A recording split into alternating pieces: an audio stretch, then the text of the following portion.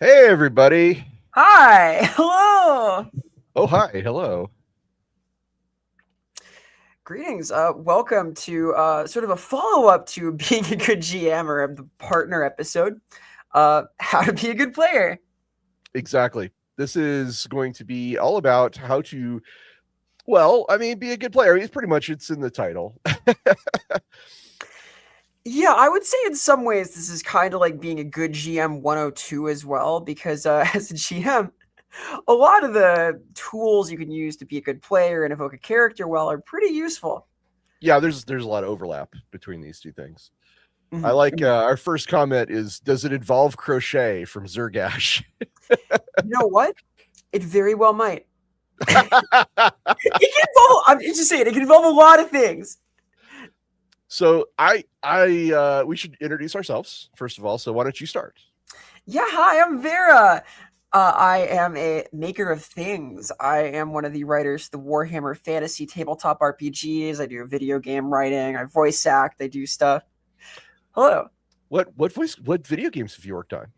I work on a game called Open Fortress. It is a boomer shooter style, like TF2 Oh, derived FPS coming soon to Steam. awesome. That's really cool. You wrote it? Yeah.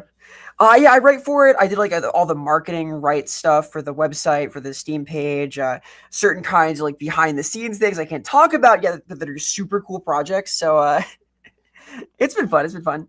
That's really awesome. I'm Thank really glad you. to hear. That's Vera. She is awesome in a lot of ways. I am Ross Watson. I am a game designer and author who's been working on role playing games for Jesus 26 years, and I've been playing them since I was 7 years old. So that's 43 years, which is a long time. Ross is of course the goat. No, no, no, no. I like it like it's like a billy goat, maybe. Like I've got the beard for it. Oh my god. And we have a super chat right off the bat for Biofoot 7874. Thank you so much, Biofoot.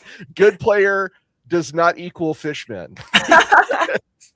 You never know. Like it's flexible. You could have a good player who's bringing a fish man forward to the table. This could happen.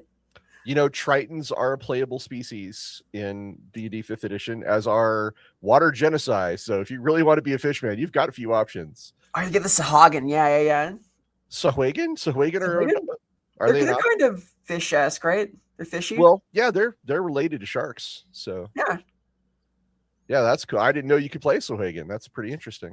You could play anything. We'll get into that. I did run into a guy who wanted to play a sea elf who was a secret Sahuagin, and I was like, "Oh, that's interesting," because some Sahuagin are born that look like sea elves, so it was a thing. Okay, okay. I'm getting echoes, the Iden at the Deepkin there. Oh Lord, I think if it's okay with you, I'd like to start with just like the super basics. Yeah, let's get fundamental. Let's start from the ground up and let's build our way into complicated stuff. All right, so like for me, the most basic element of being a good player is to show up on time, and if you can't show up on time, you let the DM know. Yeah, a lot of life is showing up. I've heard like it said like at least half of life is being there, just being in the place. It is important to maintain respect at your table, and being there is a nice thing. Well, I mean, you nailed it. It's about respect and respecting everyone's time. Mhm. A lot of tables, including mine, we build in about 30 minutes of flex time from that start so that we can talk and say, oh, what did you do last weekend? You know, get that all out of the way. So there's a little buffer for someone to show up a little bit late because of traffic or whatever. But the good players are A, the ones who make the effort to be there on time, and B, if they can't for whatever reason, like traffic or got stop for gas or whatever, they'll just text me and be like, hey, I'm running a little bit late. And it's I can't state strongly enough how just a little bit of respect like that goes so far. It's incredible how much of a difference that makes when somebody just makes the time to tell me I think I'm going to be a little bit late instead of just showing up late. Yeah, like this kind of applies to everything in life, but especially to things you're coordinating with like a big group of your friends. And it can affect everything that happens in the session because some things take extra setup. Some things might not be told to you before your arrival for the sake of suspense. It helps everything run well if the GM knows what's going on. Yeah, absolutely. What's another super basic thing that a good player can do? Take notes. Doesn't hurt. It really doesn't hurt. You don't need to like write down everything. This is not like school. However, you should ideally know the things that your character knows. One of the most frustrating things for a GM and for other fellow players is for someone to just not understand what's going on. If you just have no clue where you're at in a weekly game, it's okay to ask for one, but if it's because you haven't written down a damn thing about what's happened for the last year, you've kind of brought this on yourself. When you're getting together once a week to play games and talk about characters and invest in this fantasy world, you inevitably will have other things going on between where your characters don't, but you still need to know like what's happening, at least the gist of it. You'll do recaps and things, but you should be able to provide that recap ideally, or should at least know like the big players in the area, what's happening in the story, things your character cares about especially. And we're not saying you need to do homework, right? Like we don't need you to fill a whole journal or anything. But taking a few notes here and there is actually it's great for helping you remember. But here's why I think it's amazing. I think taking notes is the best way to stay engaged with the game as a player, to immerse yourself in that world. Because that's my goal when I play a role playing game is I want to feel transported away from the real world into wherever we are. And taking notes helps me get into that mindset. It helps me feel like I'm there. Yeah, like we're getting a little bit into pedagogy here, the theory of learning, but to Wow. encode no, this I think about this all the time because like I teach, right? I teach high school, and I tell my students like it's so important to for language learning especially to encode the ideas in various ways by speaking, by reading, by writing, by listening. Like the more different ways you process something, the more it sticks in your head, and you can invest pretty deeply in something by writing about it, by listening to it, by speaking from the heart as if you were there. Bringing in that element of writing and then of reading can really elevate the experience, especially if you put the effort in to make your notes a little bit in character, to draw stuff. Like that's a little beyond the pale of what's needed, but it can enhance your experience a lot too. For example, have a friend who takes notes in character for a game we're in together. It's this Pokemon game where she has this amazing little booklet of like doodles and things from the campaign, and it's a beautiful little artifact of all the stuff we've done, and it is, I believe, a like totem for her, like getting in character, because she can flip through it and see all these adventures the character's gone on and is taken back to that moment. So very cool stuff. Okay, yeah, I'll say this. Taking notes, that's basics, how to be a good player. Taking notes in character, that's next level. That elevates you up a little bit, and I do appreciate that a lot. I would be very happy if someone was taking notes in character at my table. I'd be like, wow, that's honor. They're respecting me and what I'm giving them by writing in character. So yeah, like it's a little more complicated to do that and stay in character as you're detailing things about the world, but it can be worthwhile. Like anything that's bringing you into the table is a good thing. well, this is related to, I think, the next point I was going to make about the super basics, and that's just pay attention, just be present. Yep. Okay, so first of all, you know what I'm going to say, like, everybody's got a phone, which it's a window into the rest of the world. It's a window to do whatever you want. When it's not your turn at a role-playing game, the phones often will come out, and I'm guilty of this, like absolutely 100%. And I think I've talked about this in the past where, like, most of the time when I'm on my phone at a game, I'm actually looking up things for my character to say or do. So I feel like I'm still engaged at least a little bit, but it's a bad habit. Like I think I'd be a better player if I did less of that. Yeah, like the phone is unfortunately like the most useful item you carry in a given day. It is pretty fantastic little tool. You can look stuff up, you can find references, you can keep your notes on your phone. It is also a distraction, and when you're looking at it, you're not looking at other people at the table.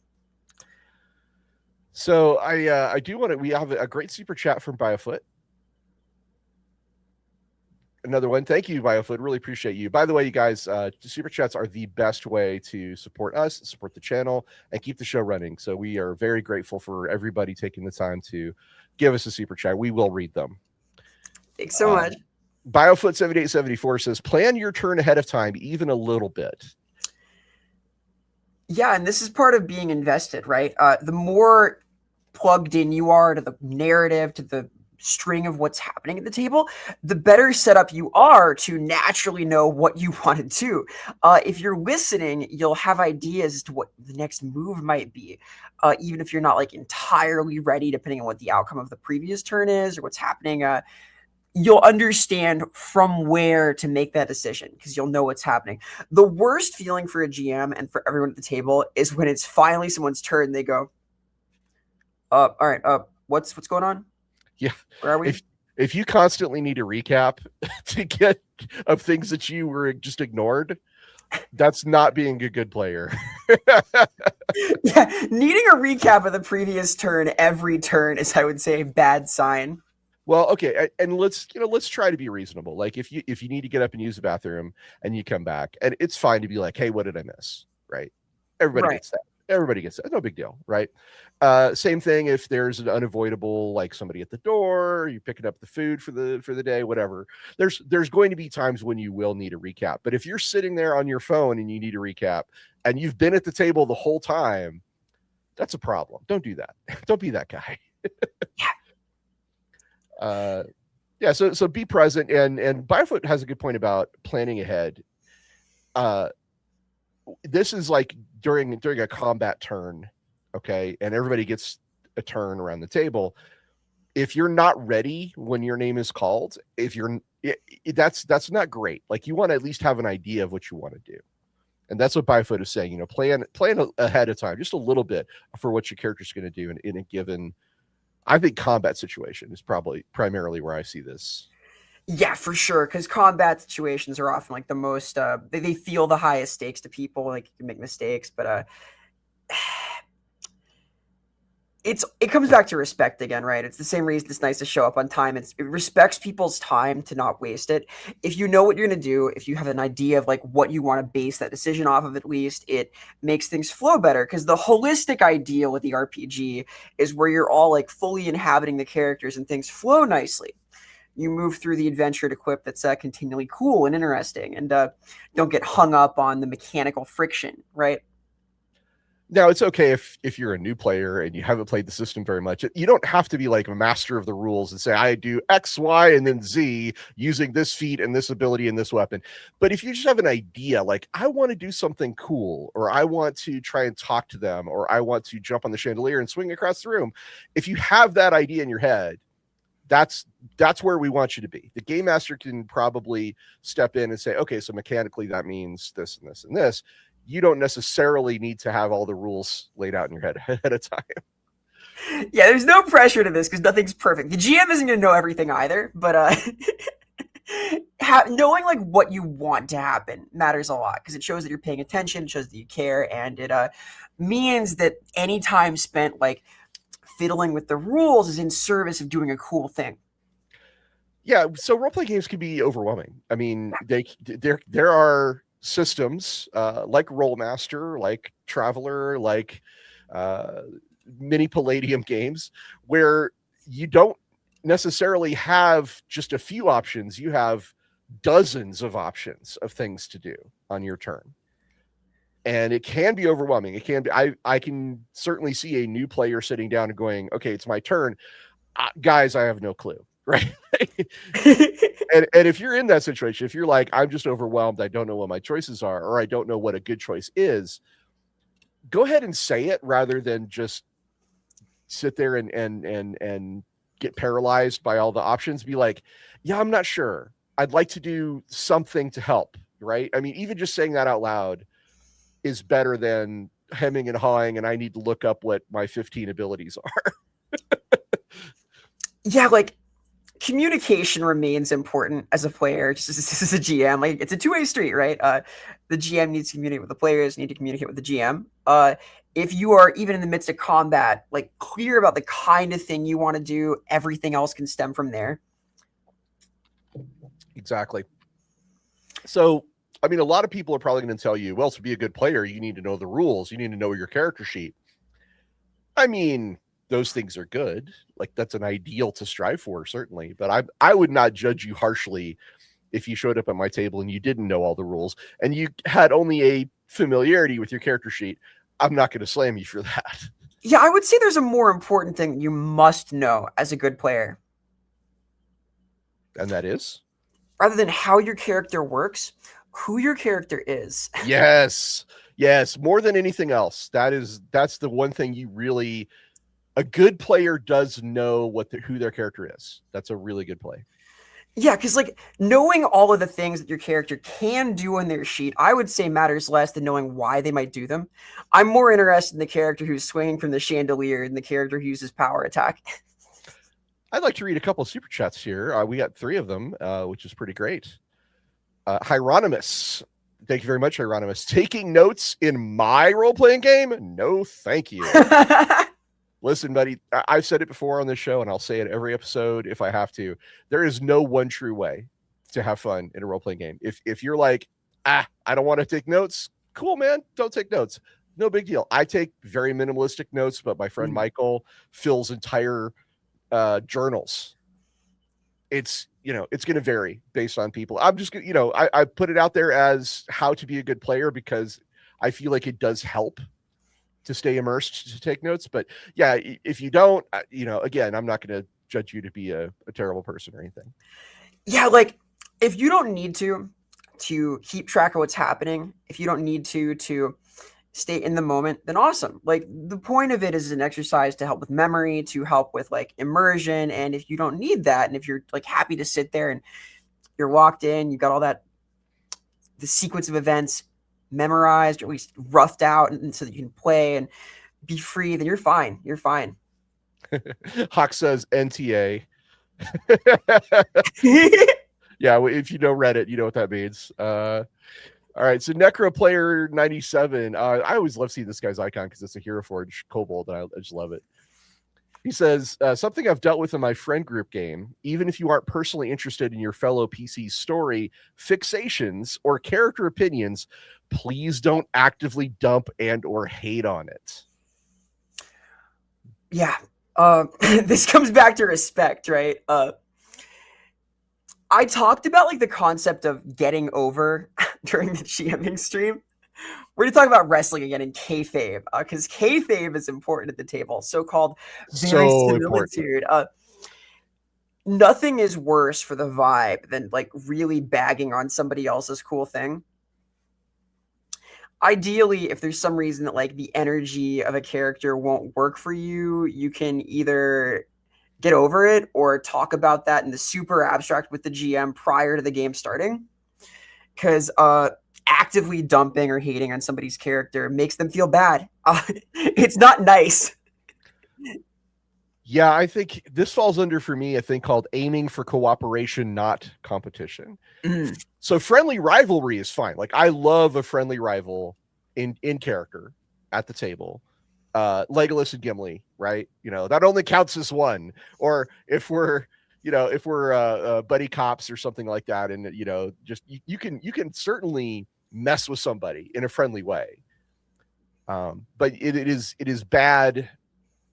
It can be considered hostile if you are just constantly bagging on someone else's character. I had this happen to me when I was. I talked about this, I think, in the GM's one. I had a nebbish, nerdy wizard from a library, Candlekeep. So books were like super important to me, and one of the players at the table just kept slamming like books and knowledge and scholarship, and I was like, did books kill your parents? What's going on here? Why are you constantly on me about this? Yeah, because like there's only so much you can take like not personally, right? Yeah, it's a very good point, Necroplayer 97. Thank you for pointing that out in a super chat. Really appreciate it. And then we've got, go ahead. No, it's very true. It's important, and we'll talk about kayfabe in a bit to clarify this idea. Oh yeah, we definitely. Hawk Oddly says for the wrestling initiated, what is kayfabe? Why don't you do that and then we'll do that. Okay, okay. So kayfabe is the idea of staying in character, of keeping things in the world of the RPG. It is a term to refer to maintaining that aura of all of this is really happening. Spoilers: some things in wrestling are a little scripted. Like I know, it's tough, but the hypnosis techniques, the guys coming back from the dead, everyone has to act as if that is super real, super happening on camera. That's kayfabe. And kayfabe was maintained like off camera in a lot of cases. There were a couple of incidents in like the 80s and 90s where wrestlers get a little excited about this during interviews with news organizations, and they would maintain kayfabe at all costs. The Ultimate Warrior was probably in the 80s was one of the most notorious. He was always the character. But it preserves this if things are treated as real. If you like just know stuff, you ignore what somebody's trying to put forward, if you bag on them and make fun of them when your character would never mock theirs, right? It can make the whole game feel worse. If you have a character who has no reason to dislike this nebbish nerd and they just keep doing it because of your clear bias against this kind of character, it can make things feel weird because they're not acting like a person. They're acting like this limb of your distaste for this archetype. Yeah, exactly. Thank you for defining kayfabe, because it is important and it is a very good metaphor for role-playing games in a lot of ways. In fact, I've played role-playing games about wrestlers, so which is awesome. That's just so cool. Oh, we'll have to talk about my my luchador role-playing game experiences because they are so fun. All right, so let's read that third super chat. It is from Drazina Quaitian. He says, I created a... Oh, do you want to read this one, actually? Yeah, please. Okay. I created a character that was the horny bard, a classic, but in the setting, the goddess of beauty and love died. So his goal was to figure out what happened and fix it. But my team didn't like it. AITA, am I the asshole? I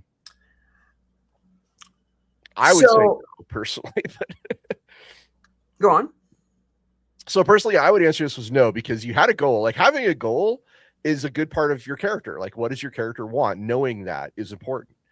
And I don't feel like a goal to figure out what happened to the goddess of beauty and love and fixing that is necessarily anti, what the party wants. Like, I feel like that's a very good long-term goal. As a game master, I'd be thrilled if somebody picked up on that and wanted to run with it. So I don't know. For me, absolutely not.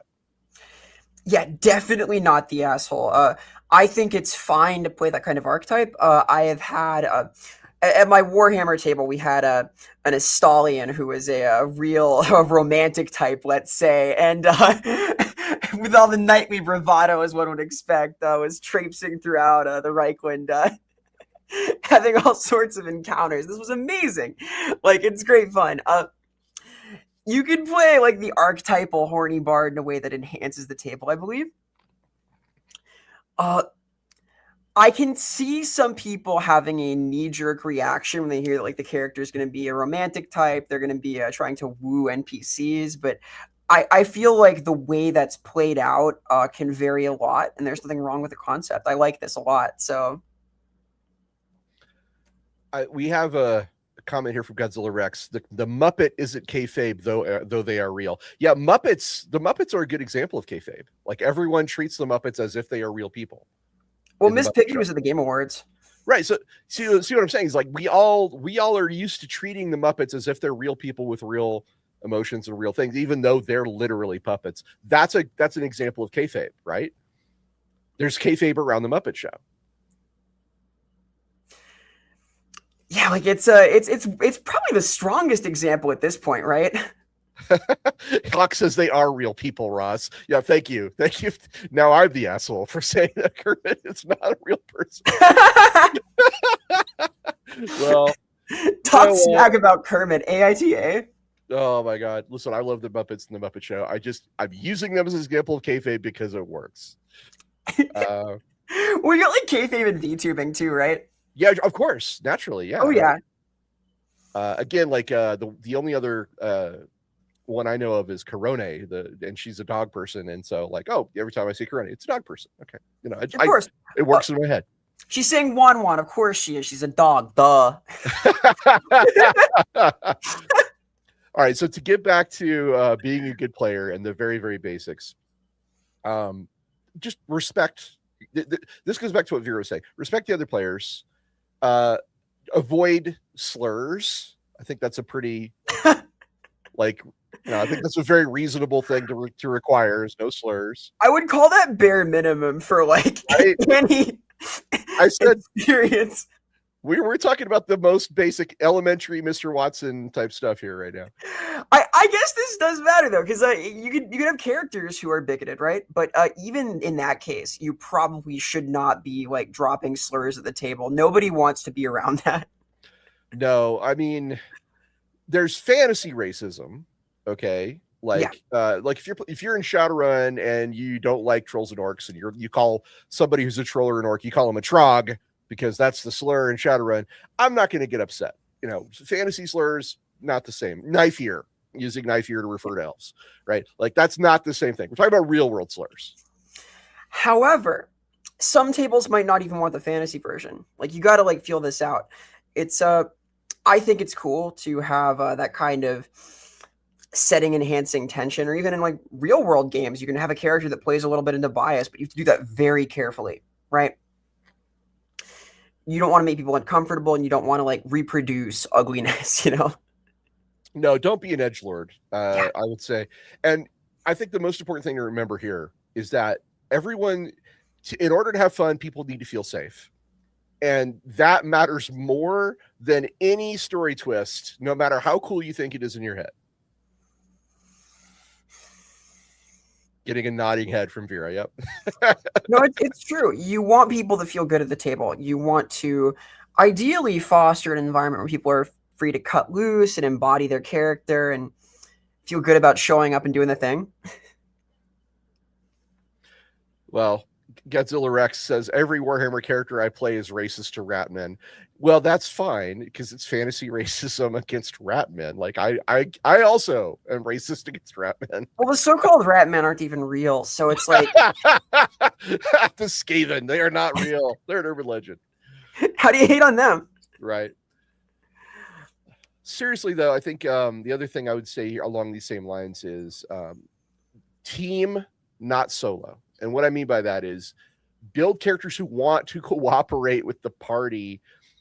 Because if you're like a secret saboteur, or if you're like a thief who's going to steal from your fellow party members, or if you're a determined lone wolf, yeah, those are bad. Those are red flags. I'm not a fan of those things. Don't do that.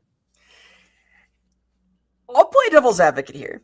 You can do all of those things, but if you do, it has to be with a sense of expertise, a sense of deliberate planning for what that character is going to do to remain in the good graces of the party, to be a contributing part of the whole, and to, out of character, be a valued part of the table.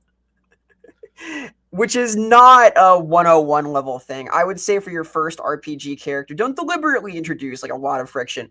Rolling a character who has like some kind of bias against another party member, or perhaps wants to steal from everything that moves, or will act out on their own.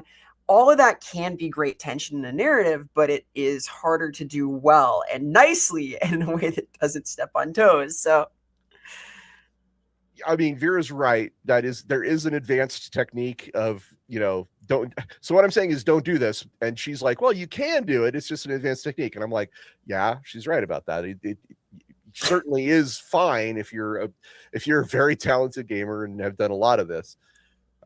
it is a red flag though, for a reason. Like, well, I had to deal with this in the days of 3.0 and 3.5 D&D a lot. And for people who don't know about 3.0 and 3.5 D&D, these were very bookkeepy editions. I'm not going to say they're bad editions, but there was a lot of things you had to keep track of. And that was the first edition where you could just straight up buy healing potions and buy wands of cure light wounds, things like that. They were generally something you could have on hand to keep your party alive.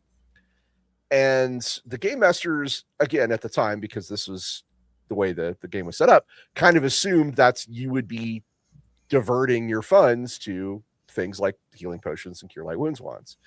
So when we had a person in our party who stole a whole bunch of money from the party fund or just didn't report it to the party fund, and we found out about it later, I had to have a word with this guy and kind of say, listen, it could happen where one of our characters could just straight up die in a battle because we didn't have a healing potion or a cure light wounds wand because we couldn't afford it because you took that money.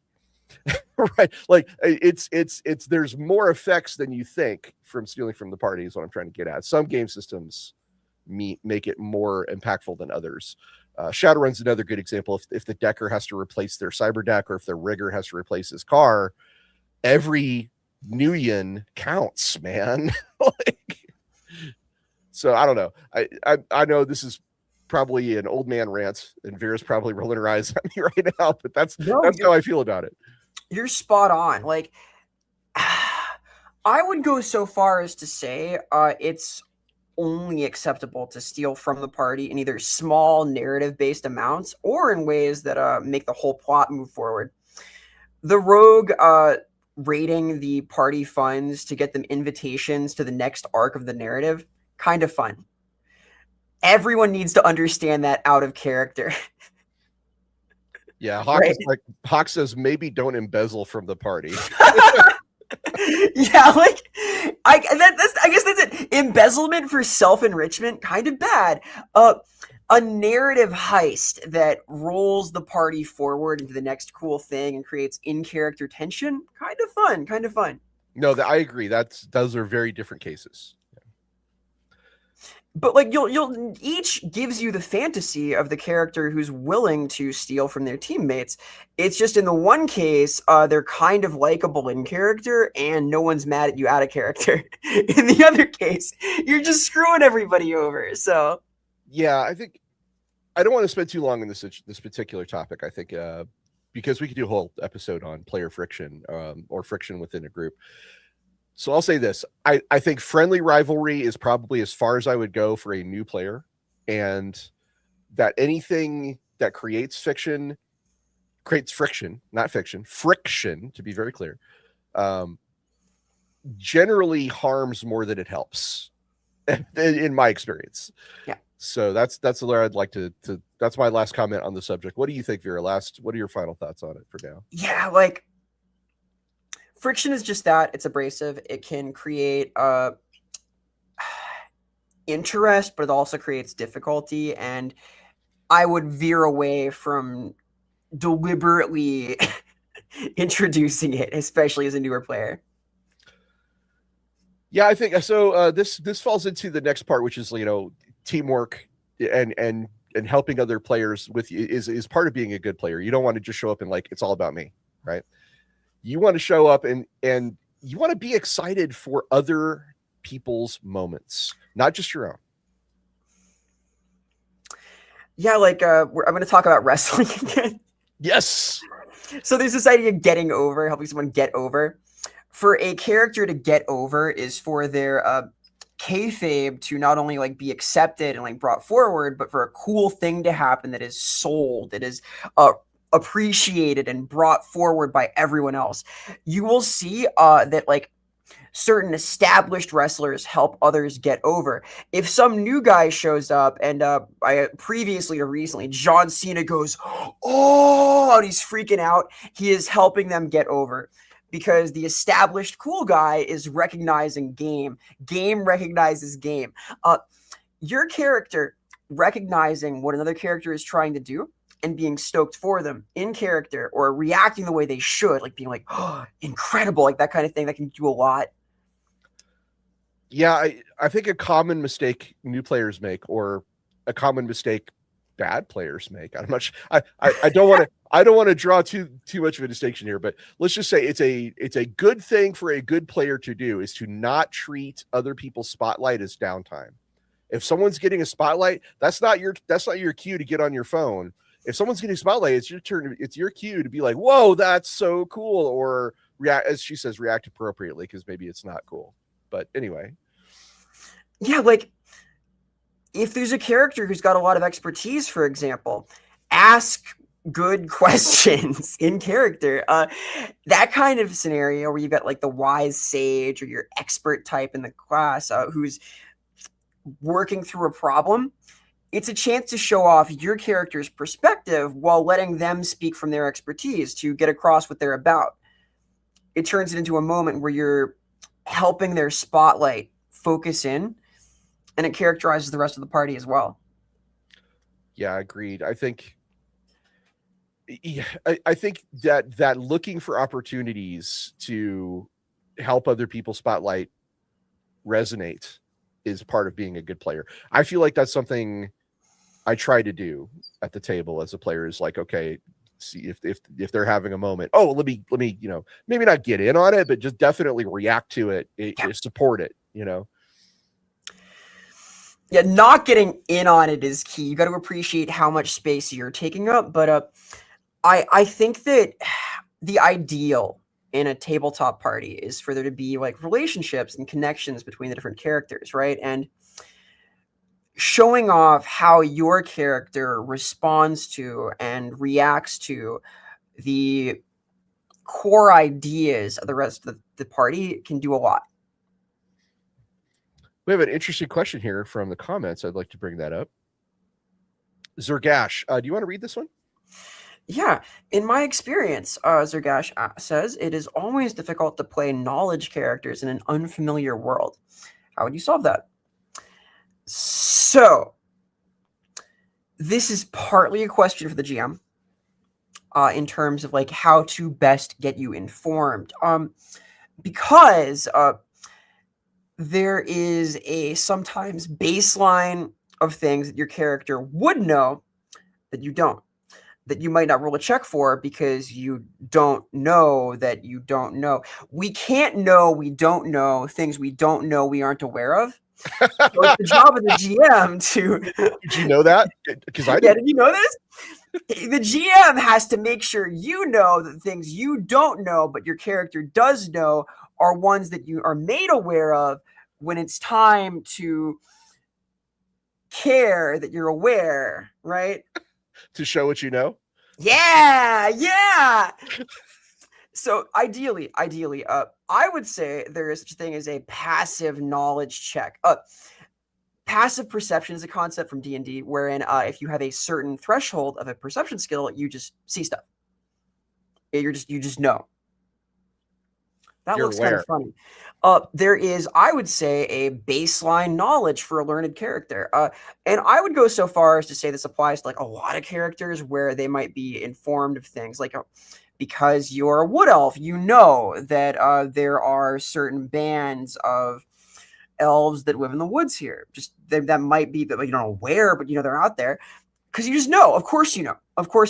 Because you're from the Reichland. You know kind of what barge culture is like on the river. Right? As a knowledgeable character, it should be the GM's job to inform you of certain things that you would just be aware of, right? And you can talk about this wish, like not in an unreasonable way, but your character should be able to speak from expertise sometimes. And part of what can help with this is just becoming more familiar with the world. It's kind of a cop-out, but you do have to prepare a little more for a character who is a mastermind or a knowledgeable character in some cases, just to it can help the game run. Like if you're a character who's like a string puller, you got to know what's going on, you got to know what strings to pull. The GM can help, but you have to inform this yourself also. And there are some settings that's difficult to get all of the information on. Like Forgotten Realms is huge. Like yes, I know a lot about Forgotten Realms, but even I mean, you take me away from the Sword Coast, and I'm like, sorry, I don't know much about it. But I think in this case, communication is definitely key. And don't be afraid. Like, be very confident. Go up to the game master and be like, hey, so because I'm proficient in history, what do I know about this region? Or because I'm an expert in this subject, I would like you to tell me some interesting facts, something along those lines. Yep. So, and he has a follow-up comment here, just down here. He says, thanks, because some settings are too huge to get into as a newbie. Yeah. Agreed. Yeah, there should be no pressure to like learn everything about a setting to inform your character, right? You're never going to know as much as your character does. Well, that we did an episode on Dungeon Master 101, and we talked about best practices as something a game master should do, which is to acknowledge that the characters know things more than the players will, and just basically go along with what the character knows how to do, rather than require the player to remember it all the time. Yeah, and it's okay to ask for that. It's okay to like put forward, hey, I want to be seen in this way. I want to have my character come across as well informed. The GM will like it when you tell them how you want your character to come across, right? Generally, yeah, that's a really good way to do it. But this also, part of being a good player is about the kind of character you make. Wouldn't you agree? Oh yeah, like making a good character could be a whole thing. We're gonna do like build a characters in a few different settings, and we'll talk about like specific ideas there. But I guess this is a good place to talk about the abstract idea behind making a character that you'll like, that'll help the party and the table, and that'll make the narrative go. Right? I mean, ideally. We talked about this again in the DMing 101 episode, where we said, using the excuse that's what my character would do as a way to make other people miserable is a very, very bad thing. Do not do it. You will be disinvited from my table if you do that shit. So the only time ideally you should be saying, oh, but because it's what my character would do, is after everyone in the party gets stoked about something. I mean, yeah, it should only ever be in the context of something that makes people happy. Like, ideally. And I've had it happen to me. It literally, a person I thought would never pull that shit pulled it, and I was like, what are you doing? So yeah, so when you make a character, to be a good player, part of making a character is making a character that doesn't need to do that doesn't need to make other people feel like crap to be that character. But it's more than that, though. It's matching the campaign's tone, isn't it? Yeah, because a character should ideally be bespoke to the kind of narrative they're in. It helps you to understand the kind of game you're going to be in. And this is part of why session 0 can be really useful. Check out the session 0 episode or some of this stuff. Because I would say it is nice to not come into a game with a completely defined idea of what you want to do until you've talked to the GM. If it's going to be a very lighthearted game, your sadist anti-paladin who specializes in bone smashing might not be like the most appropriate character. And if we're doing like a really deep, involved political role-playing game, I'm just going to bring up a comment here. Iceveins88 says, are you telling me my barbarian with 2 intelligence that swings first, talk later isn't a good strategy? I mean, in certain games, he'd be great. In a lighthearted game, I would love this guy. In a deep political game, like we're doing a Song of Ice and Fire roleplay, for example, or we're doing something like Birthright, where we're all like kings and nobles. Maybe not so much. Like, that would be probably against the tone. So yeah, and there are cases where this tonal dissonance can be interesting. But if you're going to make a character that can't or doesn't want to engage with some of the main themes of the campaign, it should be on purpose, and you should be comfortable with like taking a backseat during those segments. Story time from Uncle Ross. Ooh. So we did a campaign of 3.5 D&D. I played a lot of 3.5 D&D. We played a campaign of 3.5 D&D back in 2004, I think. Yeah, good Lord, it's been a long time. 22 years ago, Ross. Anyway, in that game, we were playing as members of a Celtic nobles court. So it was it was Celt themed, and I was playing a druid because Celts and druids, the druids are great advisors. I thought this would be great. And we had a guy who played a bard, and I was like, oh, bards are very Celtic. That fits right in. And one of our other players was like, I kind of want to play like a warlock. Would that be okay? And we talked it out. We're like, yeah, I mean, it's possible. Let's have an advisor who is on the darker side of magic. That'll work. And then another person we know showed up, who was playing, a grim paladin of vengeance, essentially like a space marine kind of. And I remember thinking to myself, bro, that is absolutely like, one of these things does not look like the others. Stuck out like a sore thumb on the tone of the game. It didn't ruin things, and he eventually kind of came around a little bit, but wow, those first few sessions were just like, it was weird. And it was unpleasant. Yeah, it can be weird to have a roster that's like Tinky Winky, Dipsy, Wawa, and Vilgax the Spine Terror. Like, you want to have ideally sort of a story that makes sense together, right? Oh my god. I must have missed that episode of Teletubbies. What was crazy? This is the band episode. Not band like a musical band. Band is in not shown. Yeah, I showed one time. Yeah, so yeah, just you don't sabotage the group and don't buck the tone. Those are signs of a good player. Again, as yours pointed out, advanced techniques you can run counter to the tone and it'll be okay. But in terms of general advice, just please don't do it. Yeah, you want your GM to not be nervous about your character being there. Right? Here we've got a Ricky Chapman coming in with a steel chair. Ricky Chapman 3377. I'll read this one if you don't mind. Please go ahead. A close friend of ours in our current D&D campaign is playing a parody of Red Flag characters. Oh, that could be interesting. The descendant of a god of ravens who was orphaned and raised on the streets, a rogue with long black hair who works alone. Okay, as a parody, sure. Like, and if you trust the player and you're sure this is fine, like, I don't have a problem with it. I've played a parody edgelord in Shadowrun, my character Ravenblood, Black Wolf, Deathblade. So yeah, it can work. Absolutely. Thanks for pointing that out, Ricky Chapman. No, I love this kind of thing. I love a character that plays into trope, and as long as the person playing the character understands, that's fine. Like, the real issue with the character who always works alone is when they mess with the spotlight, when they pull things away from the course of the narrative, they frustrate the decision-making process out of character. The problem with the character who's a descendant of the divine is when the player wants too much out of that. They want to be like overpowered as a result, as a way, because it's justified by their backstory. All of these things are cool objectively, right? It's kind of badass to be Raven God blooded. It's kind of cool to be like, I work alone. You just have to be pro-social with this so it fits in a narrative that includes like other people. Proactively social, I would even say. You need to seek out opportunities to like be there, even though if your character is like, I'm on the edge of the group.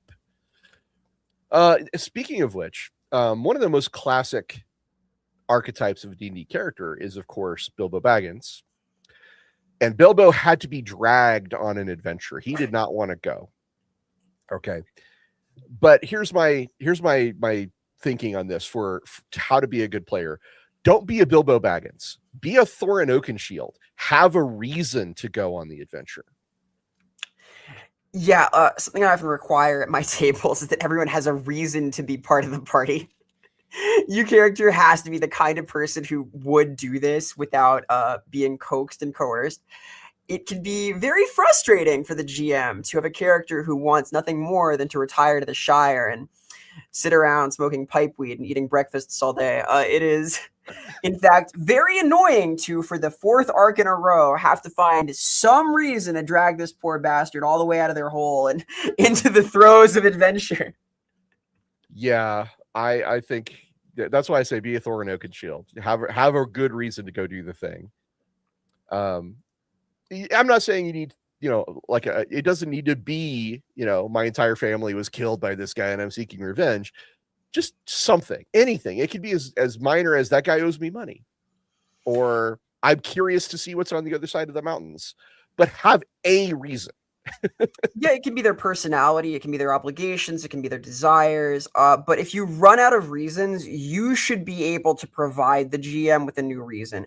The most irritating thing is when the character has no purpose beyond what they're doing, and there's no reason for them to be in the adventure, and then the character goes like, "Why would I do this?"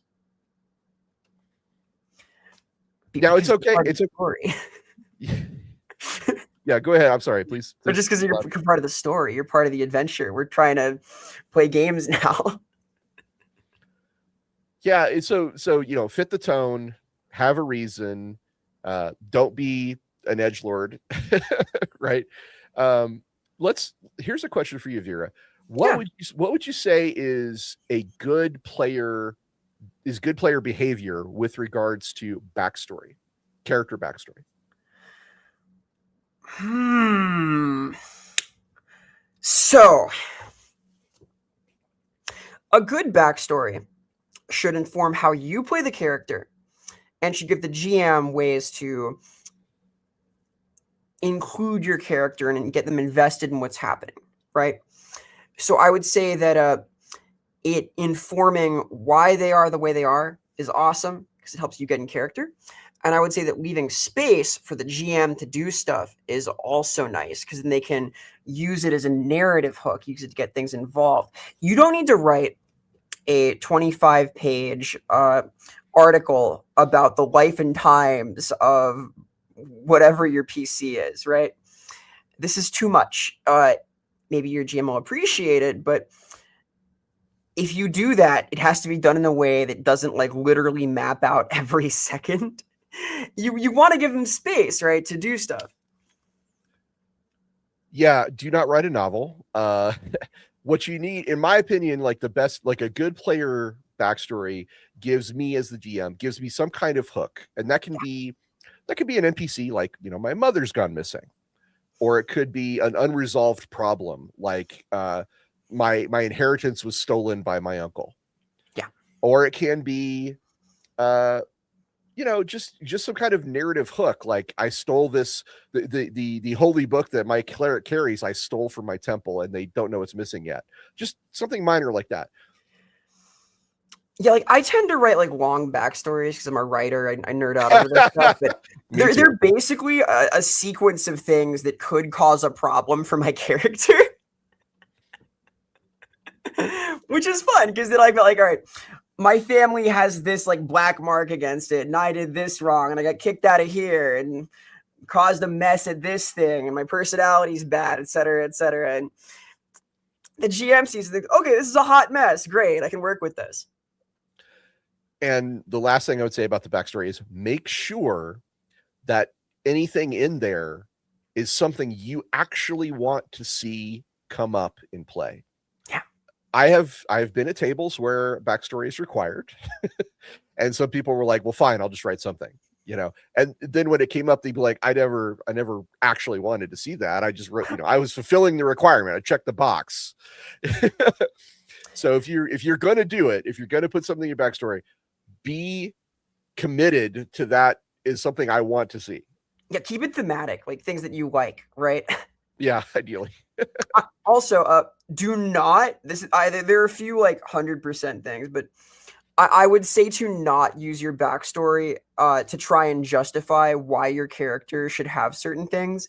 I have seen this happen at a few tables where somebody shows up with a pre-written backstory that explains why their character has like certain powers and stuff that are beyond what's normal for a character. They like try and justify it in advance by exercise of creative writing. It's great to tie in like your character's abilities with their narrative, but if you're going to ask for like homebrew stuff, it shouldn't be off the back of a pre-written story. It should be because you think it'd be cool to do and like start there. I've seen it used as like a pressure tool, which is not respectful. However, I'm going to be the devil's advocate here. However, having a wish list is not necessarily a bad thing. Like a good player kind of might have a little list of like, I think it'd be really cool if my paladin eventually got a holy avenger, right? Like that's really cool. That's kind of something I would really like to have happen. It's part of communicating with the game master about what you what you want, what you're looking for. But like Vera says, do not make this extortion. Do not make this a requirement. Yeah, good seeding. Hey, I want to like quest for this in my backstory. Bad. Coming in with 3 pages of explanation as to why you should start with this. Right. Yeah. There's many games. Shadowrun is one of them where, gear has a rarity requirements, and you're only allowed up to a certain level of rarity when you're choosing your gear. And I remember as a player in the 90s, I wrote a big long backstory as to why I should have a tactical computer, because I really wanted to play one. And I'm still proud of like what I wrote, but at the same time I'm like, yeah, that was not great. Yeah, like I will say, if you have like already the understanding that you're going to start with it, like having the justification from there is okay, but coming in ready to argue based on the backstory, not as good. It's not a court of law. Do not prep your case ahead of time. Yeah. Yeah, like some games don't need a big backstory either. Like you can play the character who doesn't know a lot about themselves, right? They could be a little confused. That's okay. Sort of an archetype, the amnesiac, even who has no backstory, and you fill it out through play. That's doable. So on the subject of Bilbo Baggins and having that reason for adventure, I would say a good player will bite on the hook. If the game master is clearly putting a lead in front of you, a good player will say, okay, I will bite that hook and say, cool. What does the old man in the corner have to say at the tavern? Does he have a quest for us? Even it can be as cliche as you want, right? But if a good player will bite on the hook. Yeah, we talked like metagaming a little bit. I would say this is the concept of good metagaming, where you understand you were playing a game and you want to participate in that game. Yeah, it's about like participating in the game is also about like describing what your character is going to do rather than just saying numbers or actions. It's easy to fall into the trap of I attack and you roll a d20. It's very easy to do that. Or it's also easy to say I make a perception roll and roll a d20. But neither of those things is quite as cool as saying, Ilarion narrows his elven eyes and perks up his ears to try and detect any sign of the orcs. It's a lot cooler to say, Ulfar draws his battle axe, roars a battle cry in his native dwarven tongue, and then tries to cleave the orc's neck from his shoulders. And then you roll a d20 in both of those cases, right? Just realize that there's much difference in terms of value as a player that you bring to the table between those. Yeah, you'll note that in this case, you have an understanding of who each of these characters is. In one sentence, you have an idea, like their vibe, you get an image. Whereas I make a perception check. I'm going to melee attack, step forward. Does not really evoke anything. It could be the same character. Who knows? And I'm not saying you need to, spend 2 minutes describing what you're doing before you make a die roll. Like, keep it short. But even just a basic description, a very short description, can go a long way, as opposed to I do X and roll a die, or I do Y and roll a die. So. Yeah, and there's an art here, because you need to not like script out what other characters are doing outside of the famous "How do you want to do this?" grant. But ideally, it should like portray what your character is about. People should start to get a strong image of the kind of way they move, the way they approach stuff, right? And yeah, this goes back to a lot of things we said in the DMing one and the session 01. Wow, we laid a lot of foundation for this. I really love it. Yeah. But that's to trust the game master if you believe that the game master is acting in good faith. This is a personal issue that I have to work very hard sometimes, because I'm a cynical person who's been burned a lot. I think Marisha Ray from the Critical Role Table has also had this issue, given how she talks sometimes about questioning, motivations behind rulings. And so it can be difficult, but it is rewarding to treat the game master as a collaborator, to treat them as someone who has your best interest in heart. And that's true for the other players, but it's more especially true when it comes to consequences. Wouldn't you agree, Vera? Absolutely. It's important to understand that you're all there to kind of tell a story together. And ideally, even when bad things happen to your character, you're able to maintain a little bit of that separation. Because ideally, you can maintain a bit of that separation and trust that anything that happens is in service of the broader narrative. And hopefully that is the case. It's not good to have a truly adversarial relationship with the DM. And it can be frustrating to have your character get beaten on by horrible monsters that are piloted by this guy who's supposed to be your friend. Was he doing all this bad stuff to my cool hero? But ideally, it's all in service of a cool narrative where they can grow and develop. Okay, so Osmolos0575. Do you want to read this one, Vera? Yeah, something interesting is just knowing where the character starts and ends, where the player starts and ends. This is the we're talking about right now, so I'd pull it up because it's a very good observation. The idea that you need to maintain a little bit of that separation. You got to understand that sometimes you'll fail, sometimes you'll experience adversity, and that's part of your character's journey, right? It's why we roll dice. It's to determine what's going to happen. To be devil's advocate just a little bit, I have greatly enjoyed some campaigns where there is a slightly more adversarial game master player relationship. Ooh. But I agree that by and large, as general advice, it's good to not have that. So it's one of those cases of, there's no one true way. What we're saying here is all of the things that we're saying today is things that we have experienced or learned or studied. But that doesn't mean that we're 100% right on everything. And sometimes a lot of it's going to depend on your group alchemy.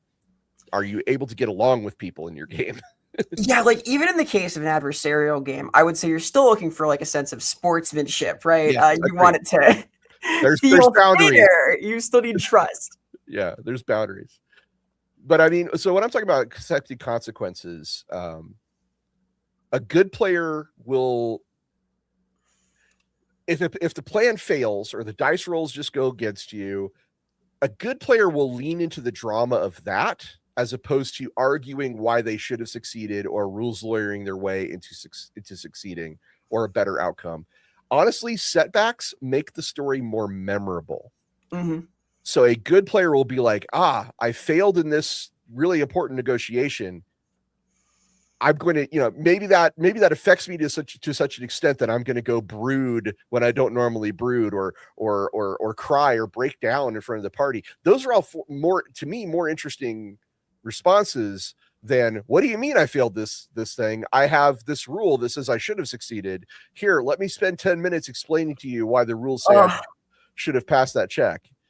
I'm having flashbacks right now. I have seen this happen prominently with fear and terror checks in Woofrip. Some people hate this. They cannot stand that their character is scared of anything. And it's like, well, what I'm scared of is losing 5 minutes of the session to somebody trying to explain why they were so braced and they weren't even really looking at the guy and they feel strong right now because good things happen. So maybe they should get a +10. Like, I will say this again. I'm a huge fan of the Knights of the Dinner Table comic book. And these guys in that comic, the players in that comic, do this all the time to ludicrous extremes. Like the arguments over why the Medusa couldn't have stoned them because the dwarf's hood is pulled forward enough that she couldn't get his eyes, or the fighter says, I always look at the tip of my sword, not what I'm actually swinging at. And the game master's like, what? Oh my God. What the actual fuck? Yeah, anyway, suffice to say, I think we made our point. Yeah, this also touches on respect, right? Just a little bit, And also, and another lesson from the Knights of the Dinner Table is be okay with alternate solutions. Yeah. If you see a troll guarding a bridge and you're like, okay, we got to fight this guy, and one of the other players is like, let me talk to it first, be okay with the idea that you don't necessarily have to fight this thing. You don't get overcommitted to your course of action to where other people's voices are not heard. That's all I'm saying. One of my worst experiences as a player was being in a party with someone who would deliberately spoil efforts to avoid combat. Mm. Like if we're sneaking past, they'd make noise deliberately. If they were negotiating, they'd be rude. Like just anytime it came up. And this was very frustrating as someone who's playing a bard.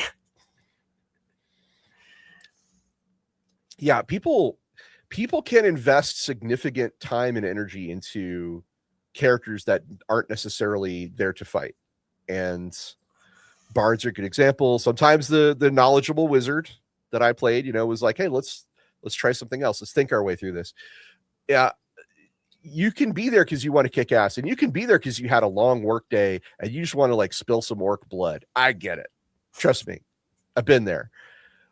But don't think that other people's fun isn't as important as yours. That's all I'm saying. A good player will respect alternate solutions. Yeah, for sure. Like if the game is specifically just hack and slash dungeon crawling, that's a specific vibe. But if it's not, you shouldn't try and force it to be. Please don't. And one more thing I would say about a good player is logistics. And I mean out of game logistics. I mean bring snacks. I mean be willing to take notes or run initiative if the game master's like, hey, can somebody run initiative? A good player will be like, hey, what can I do? I'm happy to help. Because delegating, it really can help a game master focus on what's important, which is the immersion and the story and giving your characters really cool things to do.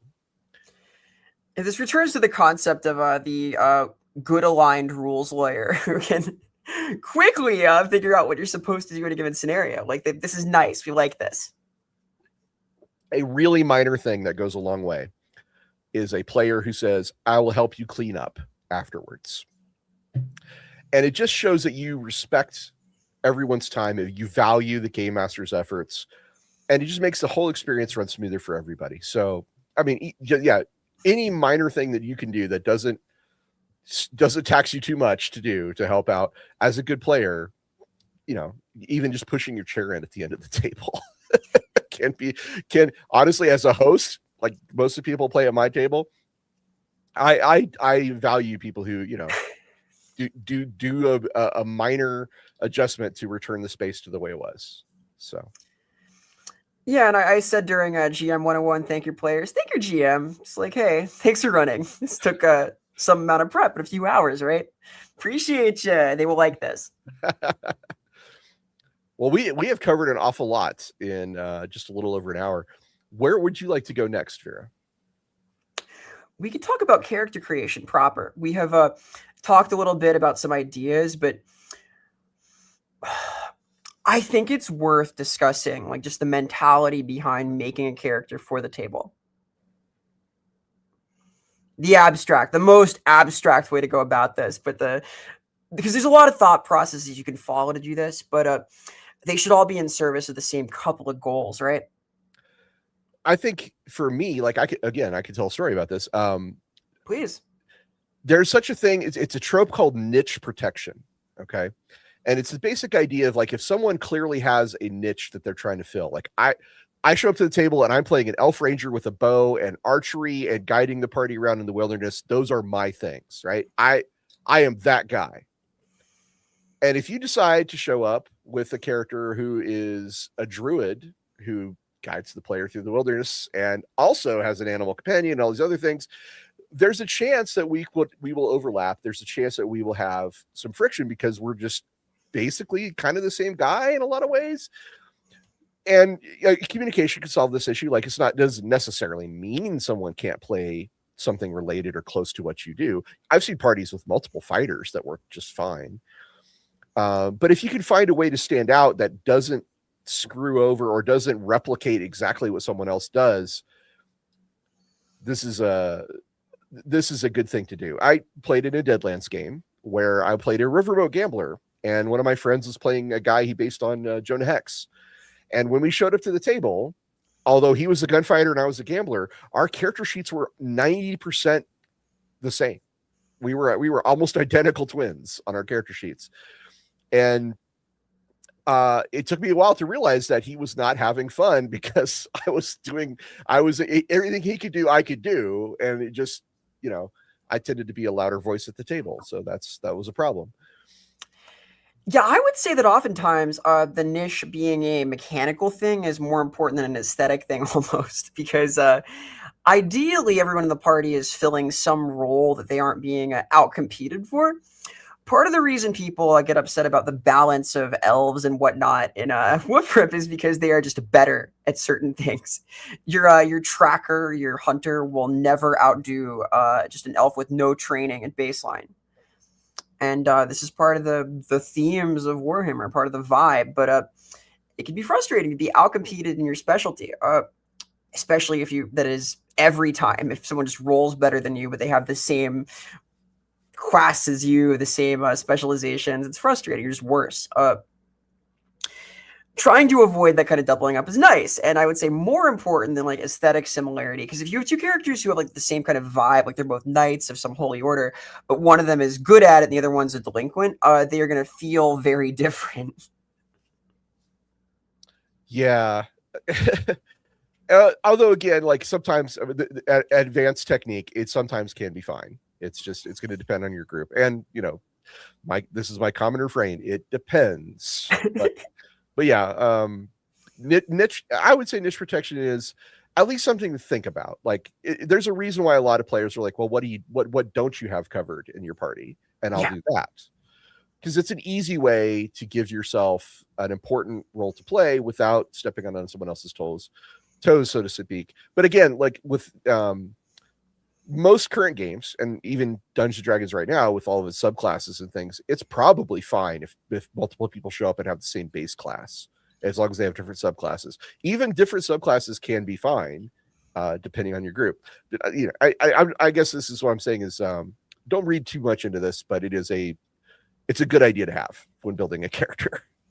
Yeah, like it could be good to have some redundancy for important roles, for example, because you're going to split the party constantly, of course, right? No, it's nice to have like synergies, let's say, where you can aid another character and whatnot. But you want to have like some things, ideally, that are your thing, or at least that you can feel good about your character doing. You don't want to upstage anybody constantly. You don't want to be completely overshadowed, and ideally, you can hash this out during session 0. Find out what people want to do. Yeah. I mean, so good characters generally like to cooperate rather than split things up or lone wolf it. And, this goes back to what we were saying about looking for opportunities to celebrate other people's moments. It's never a bad thing to be like, hey, I got to do this thing. Why don't you come with me and watch my back? Or why don't you come with me because you inspire me? Those are words that will get someone else at the table to go, oh, really? Well, all right. They will suddenly start paying a lot more attention. Yeah, they can build relationships. Like if there's two characters who kind of work together on certain things, awesome. Like I've been at tables where both of the characters kind of served as party faces, got really close to one another because they would tag team good cop, bad cop situations. And as a result, they worked together pretty closely and like learned about each other. And it was cool. It's like a cool dynamic. So also going off D&D, they did a pretty good job with this in the 2014 and 2024 versions with the idea of the bonds, ideals, and flaws. If you have nothing else you know about your character, a good player should know what your character wants, what they fear, and one flaw that they're trying to overcome. If you have that, at least one. If you have that, you have a character, and regardless of what the stats are. Ross, should a good character have no flaws? I mean, the fact that you think you have no flaws could be a flaw. Right? Like, my flaw is I'm flawless. I could possibly do anything wrong. Well, now we have an interesting idea of what's going on with your character, right? Like, My only flaw is being too perfect. Right? Exactly. A lot of anime annoys people somehow. I don't understand. A lot of anime that I watch have that character. It's often really fun to watch people bounce off of them. So It's very cute to have like a sparkling character who just is all the way their own biggest fan. Way too perfect. Well, actually, the paladin from the Dungeons and Dragons Honor Among Thieves movie had this issue. Oh yeah, he was too perfect, and that guy, like, I love that Rene Jean Page, the actor, was amazing, and he nailed it. And I honestly, like, with no reservations, love that movie. So that's the guy I would point to as a great character who's flawless, because everyone in the party's like, man, screw that guy. He's just so good. He makes us all feel like we're doing it wrong. And you'd want to talk this out with your party in advance a little bit, but oh man, that's great. It's a good energy. Right. That's fun energy to have, right? Because he was so supportive. Remember, he was always like, oh man, you guys do, that's how you become a hero. You do this. It was just a lot of fun. Yeah. So having, when you create that character, when you come up with those things, it's not a bad idea to have some kind of quick way to reference that. And again, I'm going to give Dungeons and Dragons credit. The bonds, ideals, and flaws sections of the character sheet are a really quick and easy way to refer to it. But if you're not playing D&D, you're playing something else, maybe write those things down just somewhere, so if you don't forget. Yeah, I would say it's healthy to not only think about like what role you're going to play in the party, but the way that you might interact with other characters. Like, this is easier in an established group when you kind of know how people might play. But if you look at like the other personalities and think like, okay, well, we might have this kind of dynamic, and playing into that can be a strong way to begin developing the nuance of how your party connects, right? You can think about this like during character creation. If you're playing sort of a surly type who's been through a lot, and there's someone out there in the party who's maybe a sheltered kid from a good upbringing who's been thrust out into the world. They're in this dangerous adventure now because things have gone wrong for whatever reason. You might look out for them. You might sort of begrudge against them. You might like be mad that they've not been through what you've been through. There's a lot of possibilities there. Just finding possible angles and thinking about them and discovering them through play can add a lot. Speaking of discovering things through play, this is more of a new player thing than a good player thing, but a good player will do this. So I'll bring it out. Start small and grow. Just pick one or two traits that you really like. Like, I am a grumpy veteran. Cool. Great start. I picked nerdy wizard, right? Or nerdy scholar. And you can grow from that point. In fact, all character stories, they start here and they end up there. So pick your starting point and be prepared to grow. Be prepared to build from that. So something small that you can build on is far better than a 25-page backstory about why you're out here looking for the Dark Lord, Yeah, and I would go so far as to tie this idea to like build paths. Sometimes in games like a Pathfinder, especially, people will have a list of everything they plan on taking from levels 4 through 16. And there's good reason for that because feat taxes are a thing. But it can be healthy to discover angles during play that might change your character's development path. And I think this works quite well in more granular systems like Woofrip, like Dark Heresy, Chewy specifically, where you can like take piecemeal stuff off a given path. It can be rewarding to have your character take a few ranks in like trade brewer, perhaps in herbalism, who knows, to reflect things they've experienced. And you could tell your GM like, hey, I kind of want to dabble in this or that because of this experience we've had in character. And they might be very receptive to that. Yeah, a lot of new players will look at a role-playing game character as just a cooler version of themselves, which limits the idea of growth and drama as something that could happen, right? I'm already cooler than myself, right? Don't fall into that trap. Make a character who, or at least look at your character as a starting point rather than an end. Yeah, I think that drawing from your own experience to get in character is fantastic. Like exaggerating your own qualities is a great way to bring a character forward, right? But you want to like maintain that separation again. You want to allow them to diverge a little bit.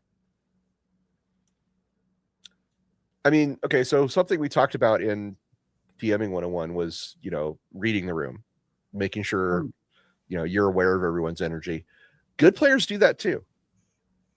Yeah. Good players will read the room. Good players will say, okay, this person over here is really quiet. I'm going to invite them into my scene. Or good players will be like, I've been talking for 10 minutes straight. I should probably sit back for a while.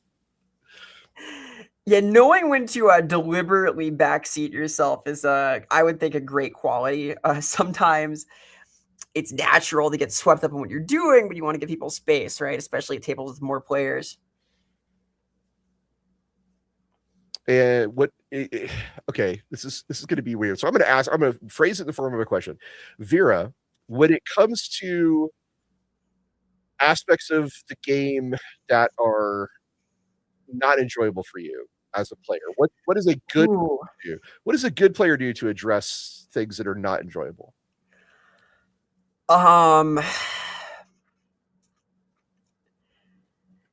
Exercise your free will and indulgent patience, and then if it's a recurring issue, bring it up outside of game.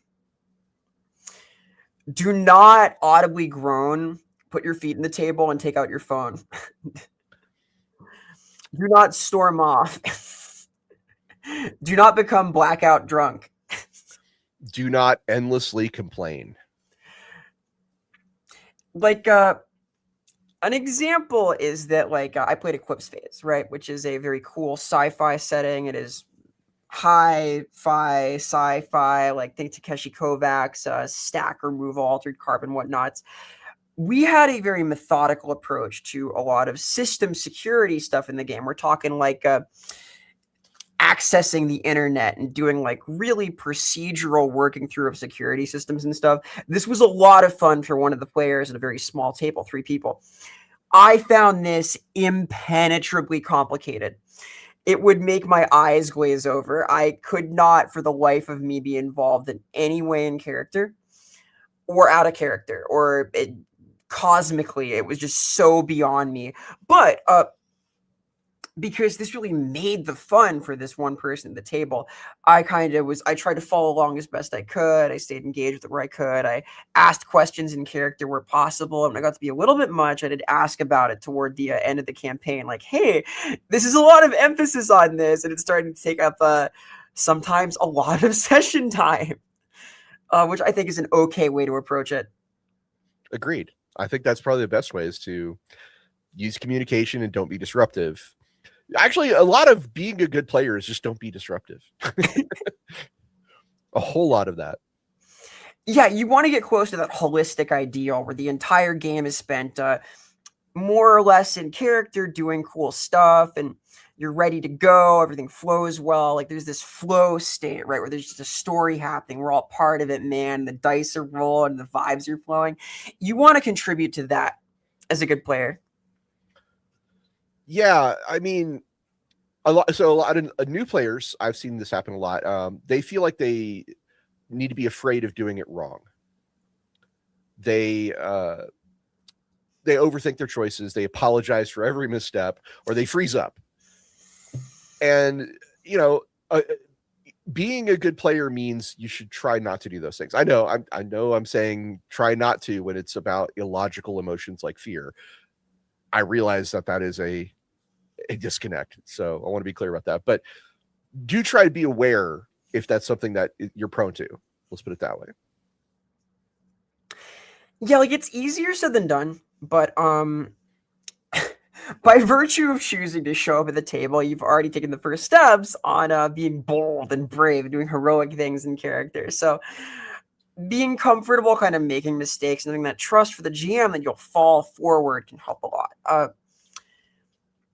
Everyone's mentality, ideally, is that you want the narrative to continue in some cool direction. So, yeah, having a little faith in that and just embracing the chaos. Yeah, well, we talked about that as in the DM one as well. Embrace chaos because the players are always going to come up with something that you were prepared for. Yeah, sometimes that comes from a misstep, perhaps, which is okay. Hawk has a great comment here. He says a good player recognizes that not every table is for them. Very good point. Yeah. if you raise stuff with the GM and they're not nice to you, maybe you don't want to play with them. This can happen. This can happen. Yeah, a good player does know when the table is not for them. This has happened to me at conventions. I joined a convention table, and the guy's handing out blank character sheets. He's like, "Okay, so we're going to make characters for Teenage Mutant Ninja Turtles." And I said, "I have to go somewhere right now." And I got up and walked away from the table. Why? Why, Vera, would I, who I consider myself a good player, why would I bail on a convention game when the guy said we're going to make characters? Well, at a convention game, you have a certain block of time to play the game, and making characters in a system that not everyone knows is going to take a inordinate amount of that block of time, which means that either the game is going to run over or not complete. Yeah, and I'll be honest, I didn't pay $3 to sit down and make characters for 2 hours. I paid $3 to play a really fun game, and that guy wasn't prepared to do that. So I just kind of was like, okay, I'm out, you know. But I didn't take it personally. I didn't attack him personally. I was just like, I have to go somewhere. Bye. You don't need to be rude. If you're gonna be rude, make sure you never want to talk to them again. Yeah, you know, even if you are going to bail, or even if you do have some issues with the game, try not to take it personally, and definitely try to respect the effort, because it does take courage. It takes balls and time and effort to run a game, even if you aren't fully prepared. Like, I would never say, wow, that guy is, you know, a terrible GM or anything. I would just say it wasn't for me for these reasons. Yeah, being nice is important. When I talk about rudeness, I mean more like telling someone off for being a jerk to you. That you can burn bridges this way. So I would just be sure if you're gonna do that. I've had GMs who were giving major red flags, and I chose to not like directly engage with it. Like, I was invited to a guy's table who was, I don't even know if I should tell this story. He was like very excited to tell me about this character who was the GMPC, who was like, it was World of Darkness, but like it was very edgy, and their backstory involved a certain period of German history, and I was like, okay, this is. I'm out, bro. I was super out. I chose to not escalate that and be like, I didn't tell him off. I could have burned the bridge, but yeah, wow. Yeah. RPG horror stories used to be an episode at some point, because there's some great ones out there. Oh boy. Yeah, I think that as much as I believe the Reddit for it's become kind of a creative writing zone, there sure are some things that happen in the hobby over the years. Like, if you play games for a couple decades with a broad enough group of people, you will encounter some weird scenarios. I think we have, so the modern age, as a person of a certain age, the modern day role-playing game scene has a couple of things that I think is worth pointing out that are different than was in the past.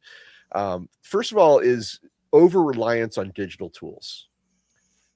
Now, I don't insist that someone roll physical dice at my table. I don't. But I will definitely side-eye you if you don't ever pick up a dice. I'll be like, why are you here? You know, I mean, now, I know that's a little out there, but I will just say, I think there is such a thing as over relying on the apps or calculators, I guess. It can stop you from experimenting and learning it can stop you from really experiencing the game. And I know this is definitely old man shouting at the clouds. So look at the Luddite. let me get that out of the way. What do you think about this, Vera?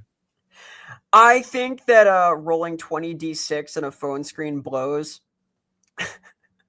I think that you lose some viscerality and legibility. I think that it is useful to use systems like Foundry and Roll20 to gather games digitally. I do a lot of this myself, but it is sure preferable to meet in person for a couple of reasons, I think. I think that like having your computer as the source of your note taking and so on can be a distraction also. I don't like having like 4 computers open at the table, just in concept. It's like a hypnotic glowing rectangle. Why has nobody brought their HB pencils? Lord Voran has asked the question. Like, yeah, I don't want to be that. I don't want to be that guy. I don't want to be so strict. But at the same time, I do just, I'm like, yeah, there is something about rolling dice that is unique to tabletop role playing games. And I feel like people who want to experience that should roll the dice at least a few times. I like the feel of it. I like the sound. Okay, I'm gonna present this next one as a good idea, bad idea. Ooh. Good idea for a good player. Watch gaming streams like Critical Role or Dimension 20. Get some cool ideas from it for your character or their voice or mannerisms. That's a good idea. Bad idea, showing up to your local table expecting produced level quality like those shows every week. Why isn't my GM Matt Mercer? Huh? Right. GM, why aren't you more Mercer-esque? More mercenary? GM, why? Do you see what I'm saying here? Can you speak? I personally have not experienced this, but I know a lot of people out there have had players show up and be like, wow, you're nothing at all like Brennan Lee Mulligan or Matt Mercer or various online DMs. Yeah, why are they more like Andy Waugh? Yeah, Lich Lord cares. Thank you. Exactly. I have not seen someone complain about that, like that kind of expectation. I have seen someone who took very strong inspiration from a character from Critical Role and was not fun to play with. Oof. If you're gonna do that, definitely talk it out and be willing to make changes. Because not every group is the same, and what works for Critical Role won't necessarily work, or Dimension 20 or any of those shows. It may not work at your table. What you want, a good player will make a character that works good at that table. Yes, very much. Like Jester. Jester is a character who was tonally kind of set apart, right? During that arc of Critical Role. Ooh, yeah. Well, campaign 2 had a lot of characters that I would have definitely questioned. Let's put it that way. They made it work though. They made it work as a party. Well, they did, yes. And I give a lot of credit to that group for making that stuff work on camera. I don't know if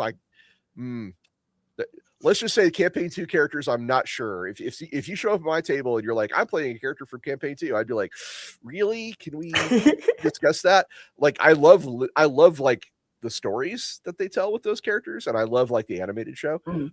But yeah, what works for them will not necessarily work for me. Let's just put it that way. Yeah, that was sort of the experience at this table. Please elaborate. I'd like to hear more. Well, there was someone who was like very clearly Jester inspired, and they were very sugary and bubbly and also hyper violent, and it was like it was a tonal clash. They were interfering with like other things happening. This is also the person who would like never let a combat encounter by. It was frustrating because they aesthetically shifted the vibe of the campaign. They were very silly and nonplussed. It was just a whole thing. They didn't get serious in character, out of character. They were leading us into whatever they wanted. It was very frustrating. Right. And there is such a thing as main character syndrome. Aha, the protagonist. Would you like to discuss that? Yes, main character syndrome is when you're dating the GM. Oh, shit. She said it. No, only sometimes. No, but for real, that does happen. It does happen. Main character syndrome is when a character is either designed to be or is treated as in the story the protagonist, the one in charge, the most important character in the narrative, which is meant to be a more shared spotlight, right? in this happy little game of ours. You told a story about this recently about someone who has given main character syndrome pretty explicitly by the GM. I did, yeah, where I was told before joining that this is essentially about his wife's character, and we were all supporting her. So you have that variant where the GM has encoded this in the setting, and they deliberately do this. You also have a variant where the player just behaves as if they should be the main character. Neither's great. Neither's great. Well, and Micah has a great comment here. He says, I don't blame people for wanting to be the main character. That's not what we're saying. But the point of a party is that everyone is important. And the point of a role-playing game is for everyone to have fun, right? That is the key thing. Yeah. I would say it's natural almost for there to be certain characters who are a little more heroic, and in certain arcs who take the lead. In a lot of long-running games, I've found that for certain arcs, there will be characters who sort of naturally are more prominent, who are like the center of some thematic concept that's tied to the arc, because as a good GM, you'll often like tie in elements from characters' backstories and the themes of their character, and some of those will be more prominent at a given time than others. So ideally, that's not always one character who's sort of in the driver's seat, but there could be games like where there is, let's say, a lord of the castle, and you're all playing their retainers, and like that's a vibe that you've agreed on, right? And that's fine. You can do this. Ideally, though, you have a group of protagonists instead of a protagonist and their supporting cast of plucky dice rollers. Well, and I have been in many campaigns where it is kind of, we've all agreed that we are this guy's entourage, right? Yeah. But we did that. That was something we did before we even started play. We just decided that's the kind of story we wanted to tell. Some games, I would say Road Trader is one, Star Trek is another, where you have roles built in with a lot of authority, like the captain of the ship or the Road Trader. Yeah. And often this can be a excuse for the loudest voice at the table to be the one most often heard, which that creates the main character syndrome a little bit. And I would say that if you're in a group and if you're a good player, will try to realize if they are the loudest person at the table, and if they are, a good player will try to share that spotlight as much as they can. Yeah, like I play our Inquisitor, right, in Dark Heresy, and my role, as I see it, is to be an ominous presence and to be kind of creepy at the table and to ask people what we're gonna do and then decide afterward. I want to like create space for people to make their plans and to enable everybody to play their character, and I want to use that position as the in-character leader to make the narrative go, not to take up more space. Right? You want to be the facilitator at things. You want to like not bully people and boss them around too much. I have unfortunately gamed with people who tried to tell everyone else at the table what to play and how to play and what kind of game. I've even had a guy, who say I only play heroes. I don't play with people that don't act heroically. And I was like, bro, that's not what this game is about. Like, we're doing Shadowrun over here, for crying out loud. But wait, what? Wait. Yeah, for real. This is a the paladin of Shadowrun. And if everybody had bought into that idea from the start, that's a different thing. But everybody showed up at the table, with a Shadowrun character who are typically criminals, just for people who don't know. Yeah, this hero type over here, which could be great and fun, like some friction there, but but not only was he playing hero type, he was also saying none of you can act in a way that I don't like. Yeah, that's where the problem came from. More than anything else was, enforcing his view of what the game should be on all the other players, even though he's not the GM. If you're a good player, does not act like the GM. Okay, you don't tell everybody else what to do, or even Yeah, like it gets awkward and weird if you have multiple GMs at the table. Yeah, like when you're in a leadership role in character, your goal is to use that to help people get over, to highlight what they're good at, to draw in their expertise and rely on them. As the leader character, your goal is to heavily rely on everyone in the party and to set them up to steer, to like cue people, to show off their expertise, to share their ideas, to demonstrate their competence, right? You're there to facilitate that. You should fade into the background and set them up to do that. And that's what makes you a good leader. Like this is what makes the bond between your character and the people in the party is they respect them. Ideally, right? Well, a good way to be respected is to not disrespect others. Yeah. And here's I'll give an example. I'll give an example. I'll even give a wrestling example. Yeah. So we were playing our luchador game at a convention, and through a series of events, I have kind of become associated with one of the particular characters on offer, which they are all Mexican luchadors, and they're all very famous ones.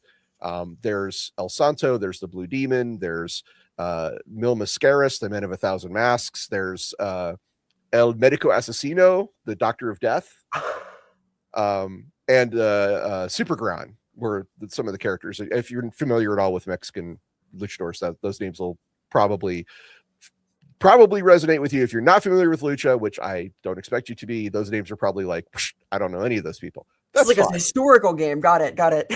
That's fine. You don't have to know who those guys are. But El Santo is the most respected, the most well-known, the most famous luchador in all of lucha. Okay. And the Blue Demon is his rival. That's the only important things you need to know for this story.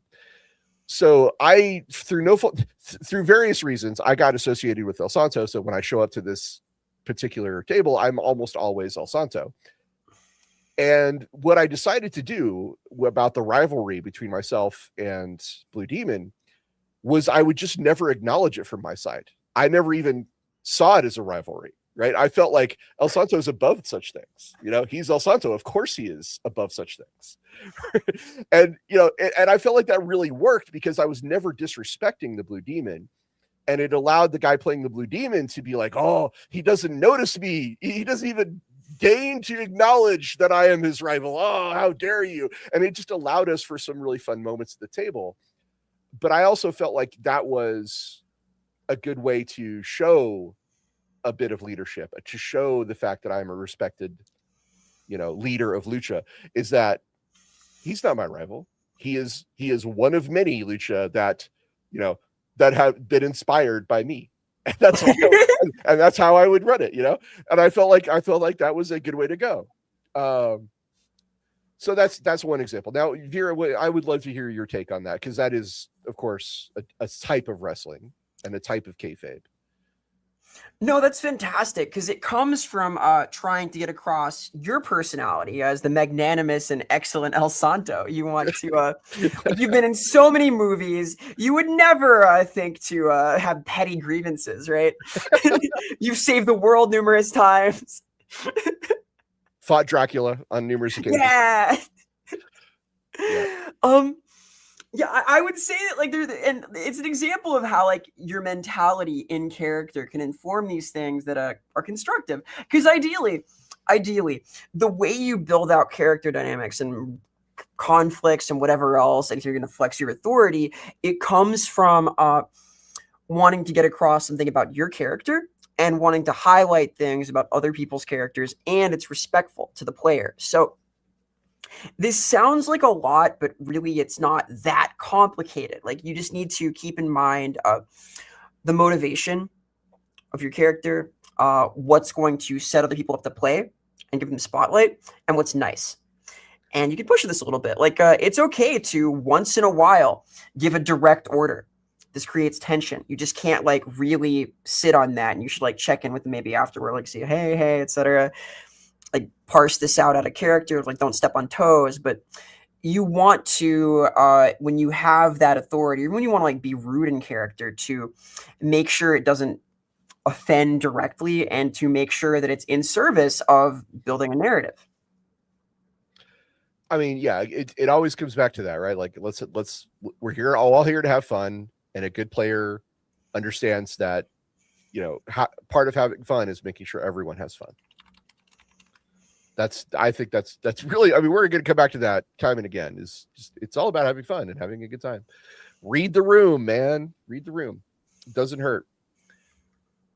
And what else would you say, Vera, is a good, where should we go from here about being a good player?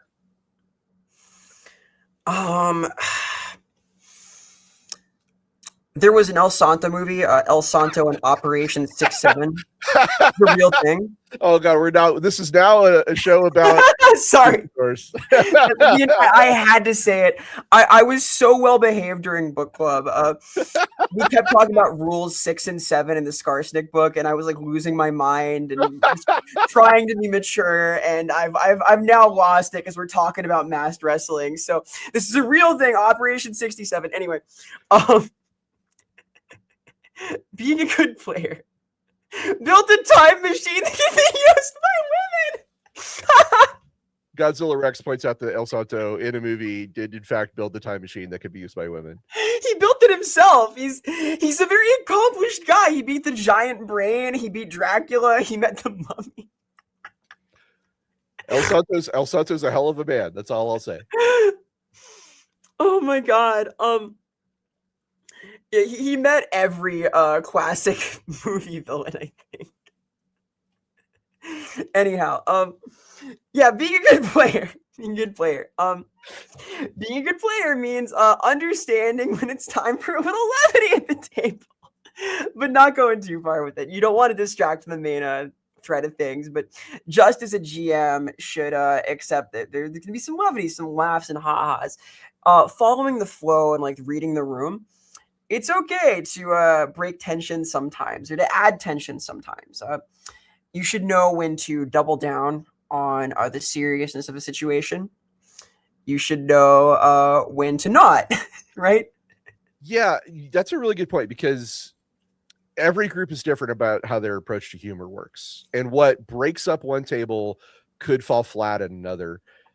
I will just say, don't be afraid to tell a joke, but also be prepared to wait to like, hey, I've got a really funny thought. I'm gonna hold it because the scene is not about me. Yeah, for sure. Respect is important, like as always. Just anything that brings the group together as friends is good for the longevity of the game, for the health of the game.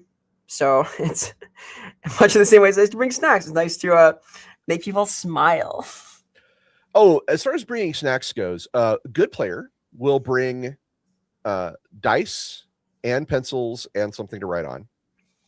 It's okay if you forget those things. Like no one's going to call you out and be like, how dare you, sir? You forgot your dice. I am a living proof of this. I often forget my dice. I am somewhat infamous for it in my gaming group. It is something I could do better as a good player to bring my own dice more often. And I have like a really cool dice bag that I should be showing off more. So don't be me. Bring your dice, bring your character sheet, bring some paper and pencils. It's a way to show you're a good player.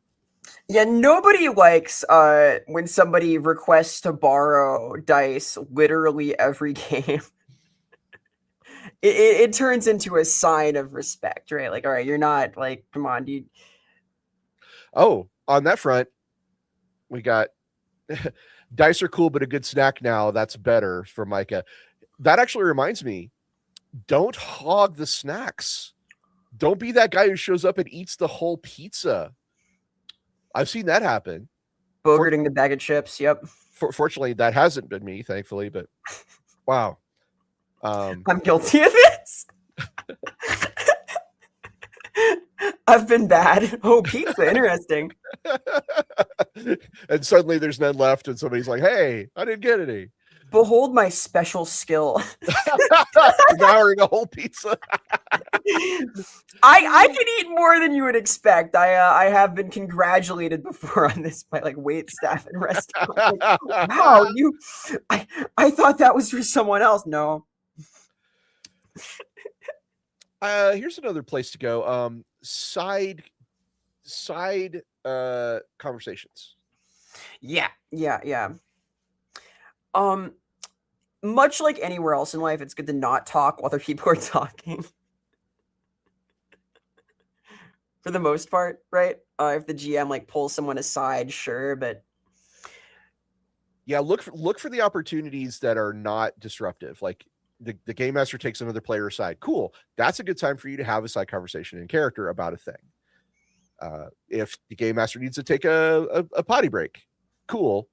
That's a great time for a side conversation. When the game master is describing what the big bad evil guy is saying to the entire group, that is a very poor opportunity for a side conversation. Yeah, mid monologue telling a funny story about a vanity bumper plate you saw in traffic, probably not the way. Oh, that sounds like a real event.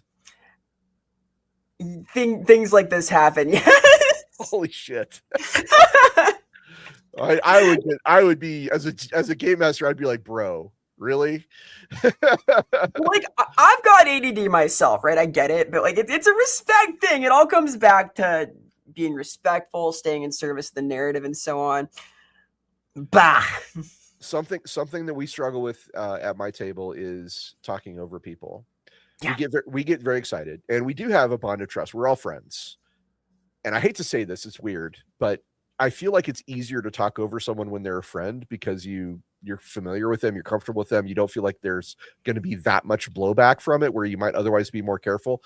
And it's something I've tried very hard to work on, and I've tried to get my group to work on it, because there are quieter players.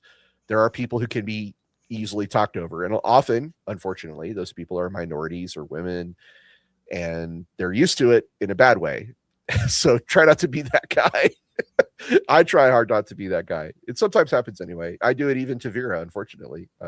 Oh, no. I can be louder. I'm really good at it. I guess the other thing I'd say though is all of these things that we're saying are good guidelines, something to follow. But you don't need to feel like you need to do something drastic if you commit one of these sins. In fact, a good player, I'll go as far as says, a good player will apologize if they've done something wrong and check in occasionally to see how they're being received. We've got a super chat here from Biofoot. Would you like to read this, Ross, about an important situation in gaming? Biofoot 7874, thank you for your support, sir. When would a good player pull a French goodbye? That's leaving the session with a bottle of wine and the host's spouse. Woo! That's spicy. Wow. You know, I have heard of games that have broken up spouses. No. I have not personally ever witnessed one, thankfully. I know games that have caused friction between spouses, certainly. That's happened at my table, and it was very awkward. So yeah, I try to avoid that. But very funny. I like the visual image of, and that's it for this session. Goodbye. I'm taking your wine and your wife. This seems like a campaign ending kind of thing, right? Like the etiquette is I get the loot, I get the booze, I get your wife, I take your car home. And so on, the spoils of war, right? Yeah, for sure. Yeah, I mean, God, we covered like a whole bunch of how to be a good player. I would say that one thing that can be cool, this is like a sort of a optional thing. It's a group dynamic based one, but I like it a lot. My group likes to talk in character a lot, right? But yabbering in character is the bane of the GM sometimes because you're just chewing the scenery. Very few dice are rolled and very few things like happen during the session other than like narrative cohesion. After the game is over for the day, you will sometimes be at sort of a stasis point in the narrative. You're walking somewhere. You're sitting down at the inn. This is a really good chance to do zero stakes conversation between characters in the aftermath of the session, perhaps as you clean up, perhaps as you wind down. This has become like almost a staple of my games, and I really recommend it. because it can allow you to flesh out relationships and talk through things in a environment that has no time pressure and no dice pressure, and no game master saying, "And now men with guns show up." Yeah. No trucks driving through the scene. There are. I think of it as like a skit between the characters to discuss stuff and flesh things out, but I really recommend this. I found it has enhanced my games a lot to encourage this and to do this. And it's great because you can just like yap about stuff. We've gone on for like 2 hours like this in online games, like after sessions, seriously, just talking things out. And it can be a lot of fun. So you're describing a technique that Aaron Alston described in his book, Strike Force. Oh, yeah. And of course, we expanded on it in the revised Strike Force that I was in charge of. Actually, it's a thing he called blue booking, and I love it. It's the practice of doing essentially one-on-one role play and character focused scenes between sessions rather than during the session. And they called it blue booking because they use these little blue books to write down and pass notes back and forth. But obviously that was, in the 80s before we had phones and texts and computers at everybody's house. So blue booking nowadays is far more often done through things like email, instant messenger, texts, etc. Hawk points out that his group has an entire Discord channel for these kind of conversations. That way we can skip over them to keep the game flowing. Yes, Discord would be a lovely way to do it. TeamSpeak, technology. There's tons of methods for it. The core idea is that it involves the players writing out scenes or conversations or journals for a character that you can treat the results as part of the canon if the game master's like, yes, that sounds awesome. It's a great way, like Vera says, to do low stakes role play. It's a great way to develop character relationships, whether that is romantic or friendly or rivals or, just kind of getting to trust another character can be it can be a lot more deep and what's the word I'm looking for here? Immersive, but also intimate. I'm not talking about OnlyFans intimacy. I'm talking about emotional intimacy. However, your mileage may vary. If your table is really into black, if your table's really into it, go for it. You do what makes you happy. That's all I'm gonna say. But yeah, like I would say one thing though is it's nice to do this in a way that's like visible to people. I like doing it after session because that way people are there and can like be proximal to this.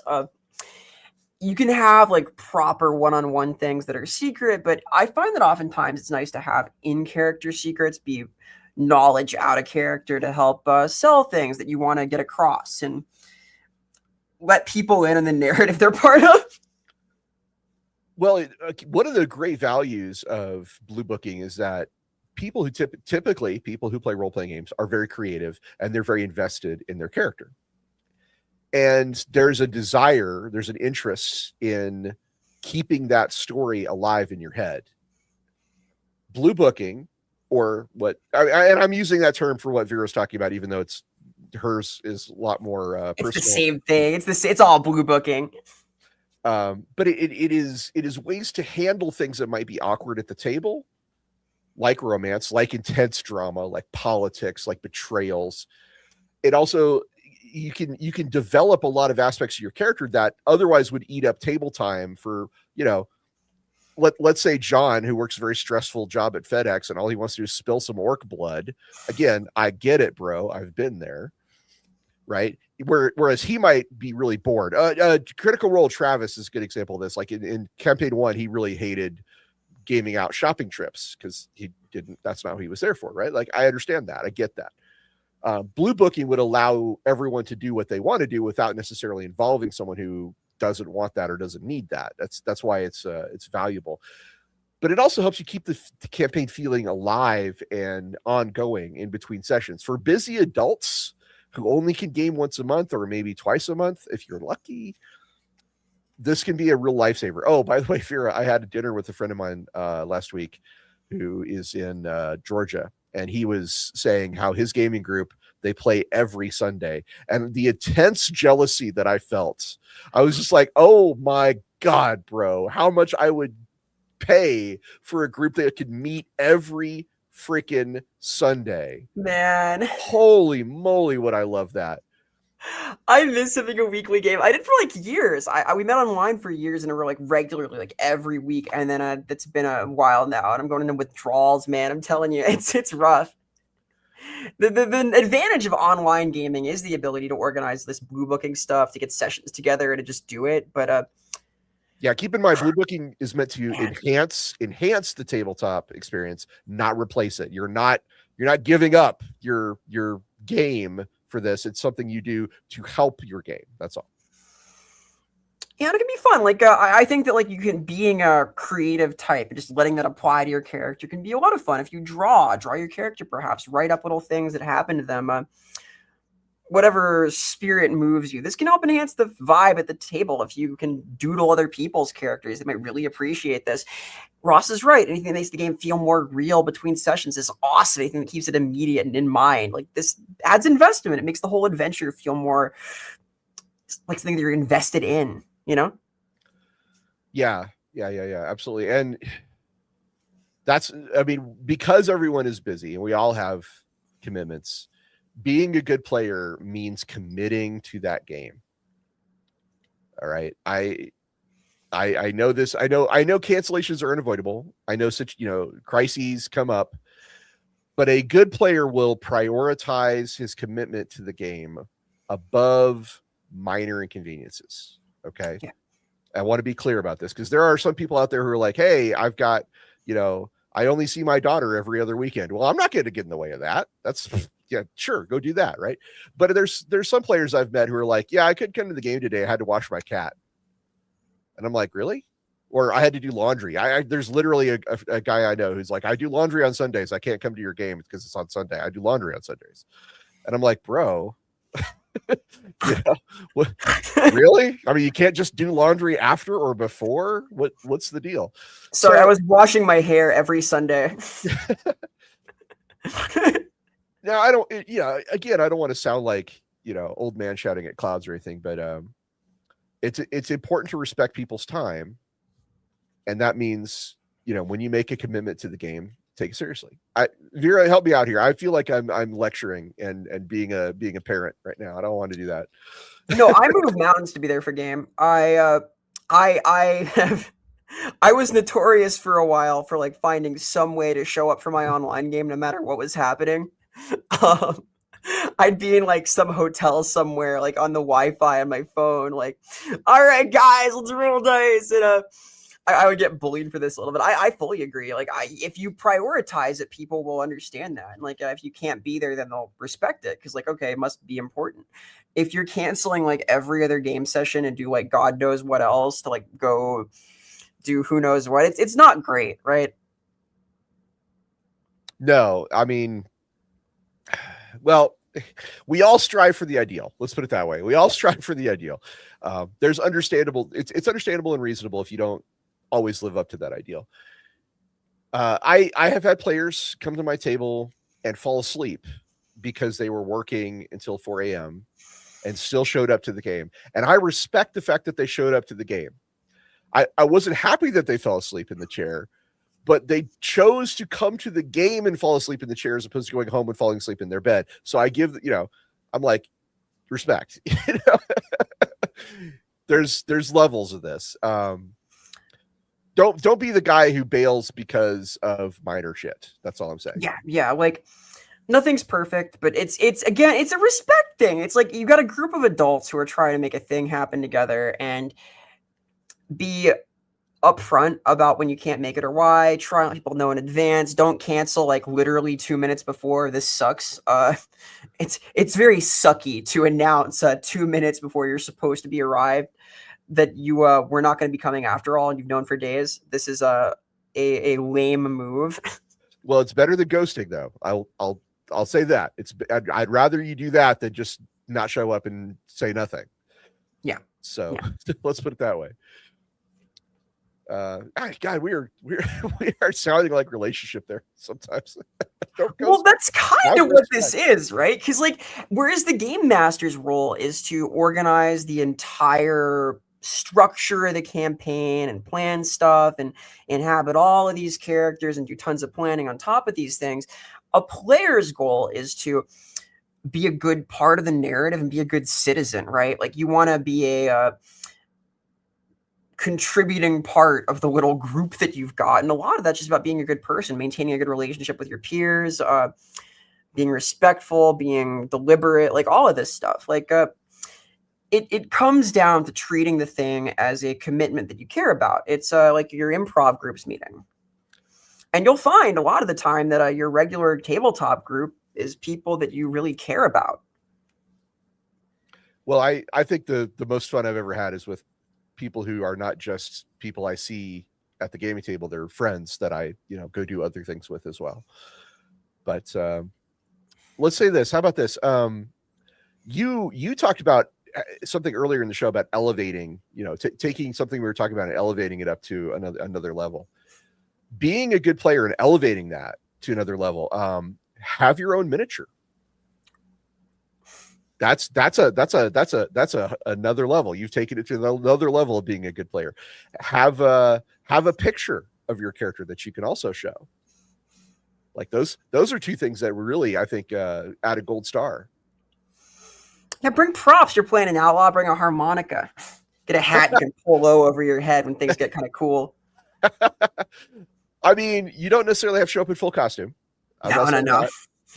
This is not Dark Dungeons. You don't have to show up in full costume. But yeah, a prop doesn't hurt. I actually keep props on hand. You can't see them, but I have props on hand throughout the rest of the room. Immediately out of frame, but still within reach, is Ross's El Santo mask. I have a luchador mask. It's not El Santo, but I have a luchador mask. Oh, that's so cool! That's so cool! Yeah, I wish it was El Santo. That'd be even more cool. Yeah, little tokens and things can add a lot, right? I talked about this journal that my friend keeps for a Pokemon campaign. It's amazing, and when we hung out one time, she brought it, and like I did a few pages in it. I did my own drawings, like in character, like I contributed to this. It was super cool. Like that kind of thing can add a lot.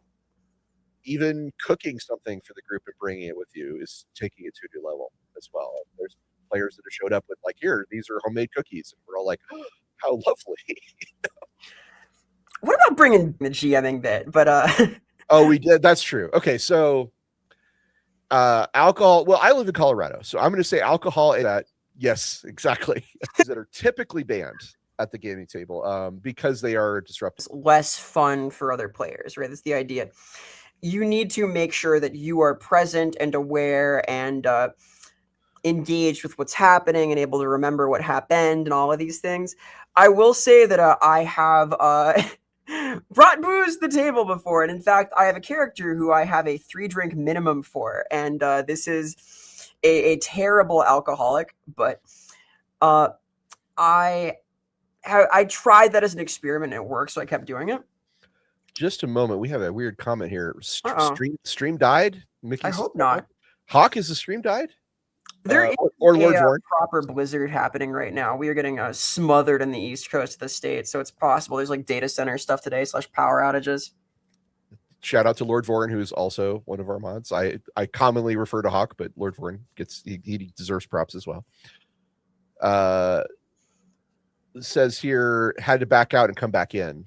Biofoot says, okay, so if you're experiencing, we're live on Twitch according to Live Lurk Cares. Okay, cool. But if you're on YouTube, you may have to log out and come back in. Looks like. I blame data center screwing us. It is like a huge northeaster happening right now. It was dead, but it's back according to Godzilla Rex 100. Okay, so where did we leave off? I guess getting wasted. Hey, well, I mean that's a very thematic place to leave the stream. Okay, so here's a fun way to do that in character without being disruptive. Yeah, if I may, I played a dwarf who was a brewer. Oh yeah. And what I would do is I would get those what's the word I'm looking for here? Those high-end root beers. And I would pass them out as examples of my brewing. So it's non-alcoholic, but it tastes good and it's foamy. It has the aspects of beer without being beer. It's root beer. That's one way to go. And I had a friend of mine actually who, by the way, works at a edibles factory here, and he played an elf character who was constantly high, but his character was constantly high, not him. But he knew what that was like, right? And brought that expertise into the table, and it was fine. Like, it was absolutely fine. So there's ways to represent it without necessarily being disruptive. And again, I don't mind it if we have a little to drink at the game, that's fine. What I'm talking about is what I think Vera's also talking about is like getting drunk or getting high, not just a minor buzz. Yeah, like for my super drunk war dancer, my 3-drink minimum was also a 3-drink maximum, because there's like a very specific butters on the Bechdel curve where that's like where you need to stay at. You can't get like too drunk or you're gonna make the game worse for people, and that sucks. You shouldn't be unable to participate. And know your limits, and like make sure you're monitoring other people's comfort level. Like, some people just don't want to be around anybody drunk ever at all, right? Maybe you shouldn't have booze at the table then. If there's somebody who's like a teetotaler, that's fine. Like, you don't need to have booze. Certainly don't pressure anybody. Yeah, let's put it that way. Give you a +2 if you have a drink. Come on. Oh God. You want inspiration? That's 2 shots. That's a red flag for me. I'd be out. I'd be like, no, thank you. Byfoot says we've returned like Jesus from the grave. Happy Easter! In February. Drazina question says, quick prayer to the Omnissiah. Yes, Machine Spirit, hear our prayer. Stay stable. Need to invoke the canonical of reloading YouTube. the sacred prayer of F5. Right. Yeah. Oh, that's actually, that's a really good reason. We talked about this earlier. We talked about like rely too much on digital tools. This is a good reason why you shouldn't. Also, is because sometimes you can have bad Wi-Fi signal. You can have storm disruptions. Guess what doesn't get disrupted? Physical dice and physical. God, I sound like such an old man right now. I hate it. I hate this way I'm sounding like such an old man, but I do feel like it's important, and that's, I don't know. It's all I can say. I feel like it's important, so I'm going to say it. What Ross is saying is that if you're going to have like a soundtrack for your game, you got to make it on this thing called a mixtape. Oh no, God no. We did so during our DM 101, we talked a little bit about tools like soundboards that I do use. Yeah. And speakers and music and all that. A good player will offer to run the speakers and the soundtrack. Like I want to shout out to my friend Randy, who is at our table. He is the guy who always has a playlist, and we always have a speaker, and he's the guy who runs the music in the background, and it's lovely. The RPG DJ. I mean, believe it or not, the background music adds more than you think. Oh yeah. It adds more than you think. A ton. Yeah, by the way, if you're looking for props or costumes for role-playing game characters, which again, are not necessary, but can add a lot. My friend Jen over at the Geek Forge, I believe Hawk's got the link that he can throw up in the chat for you guys. She does really awesome work. She made me a really kick-ass Rogue Trader / Imperial Navy coat. Oh, I'm so interested. Oh my God. Wait. I'm going to make financial decisions. Wait a minute. Yeah, Geek Forge is legit. She does awesome work. So I definitely strongly recommend that. Hero Forge obviously is a great place to go to make a custom mini of your character if you want to do that.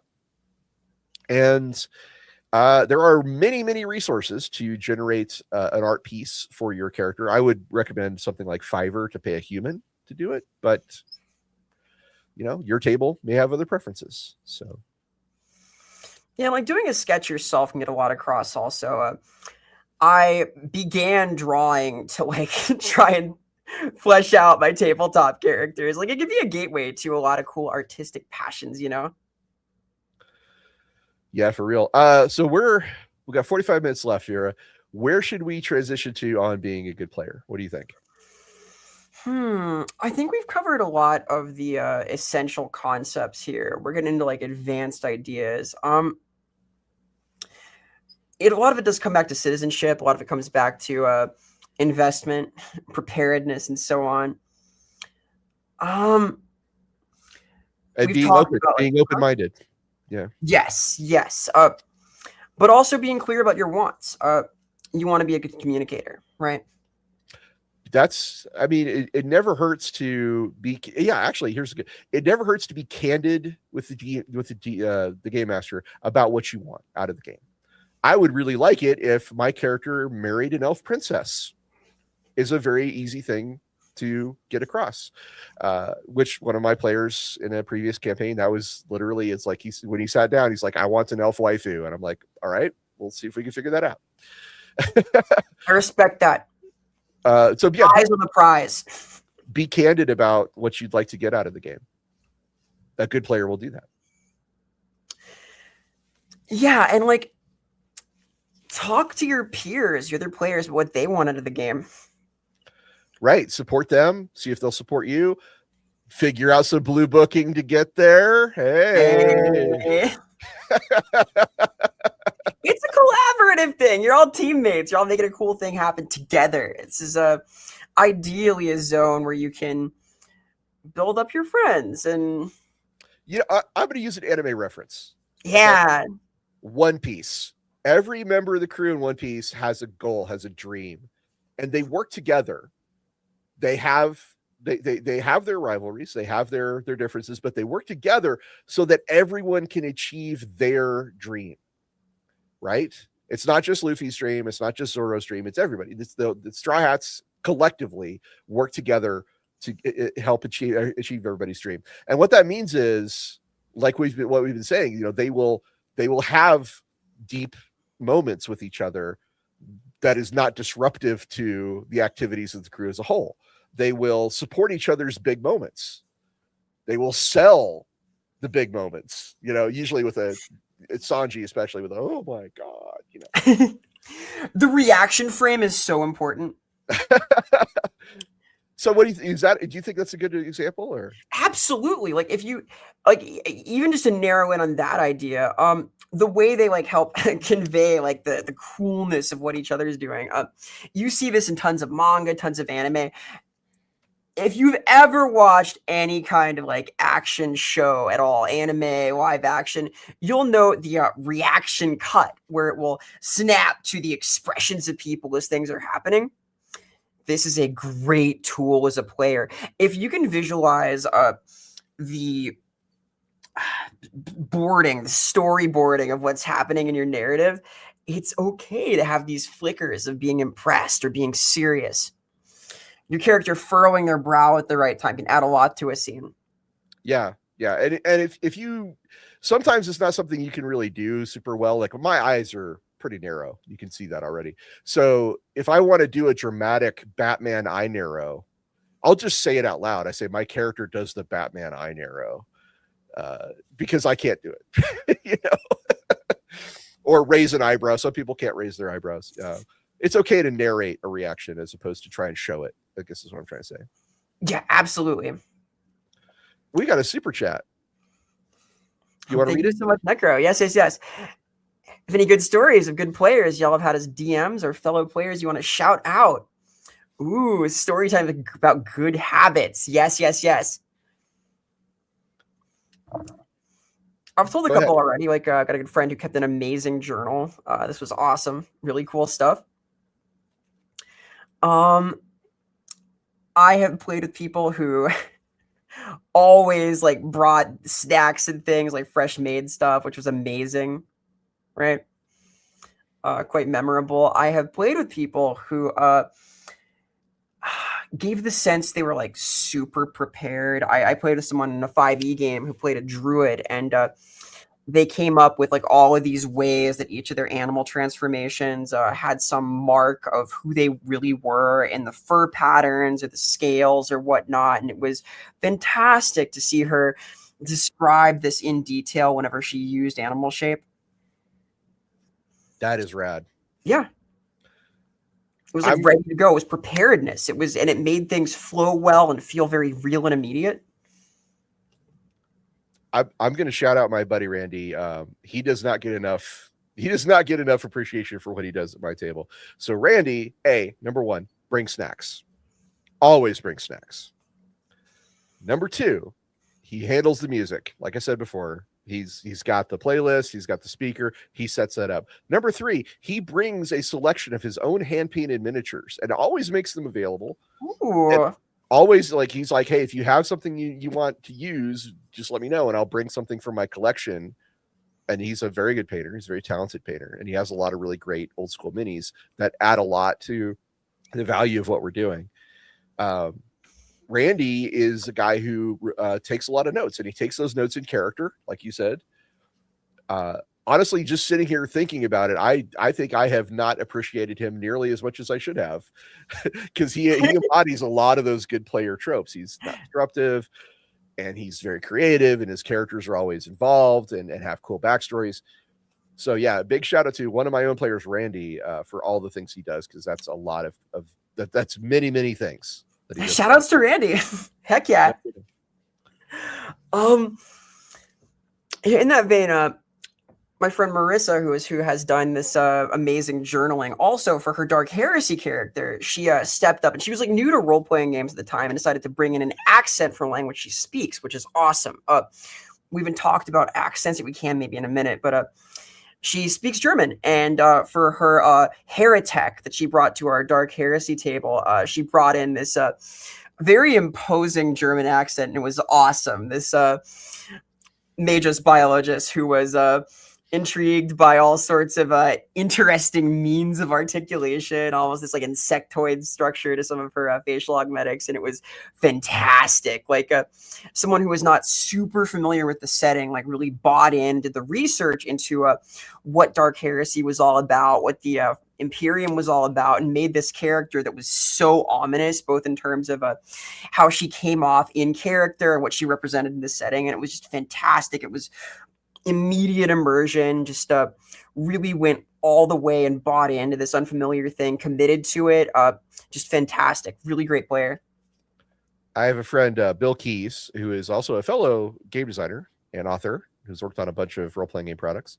And Bill is he's kind of a fidgeter at the table. He like has to have something going on with his hands. And so he explained this to me when we started gaming together. He's like, I paint miniatures at the table.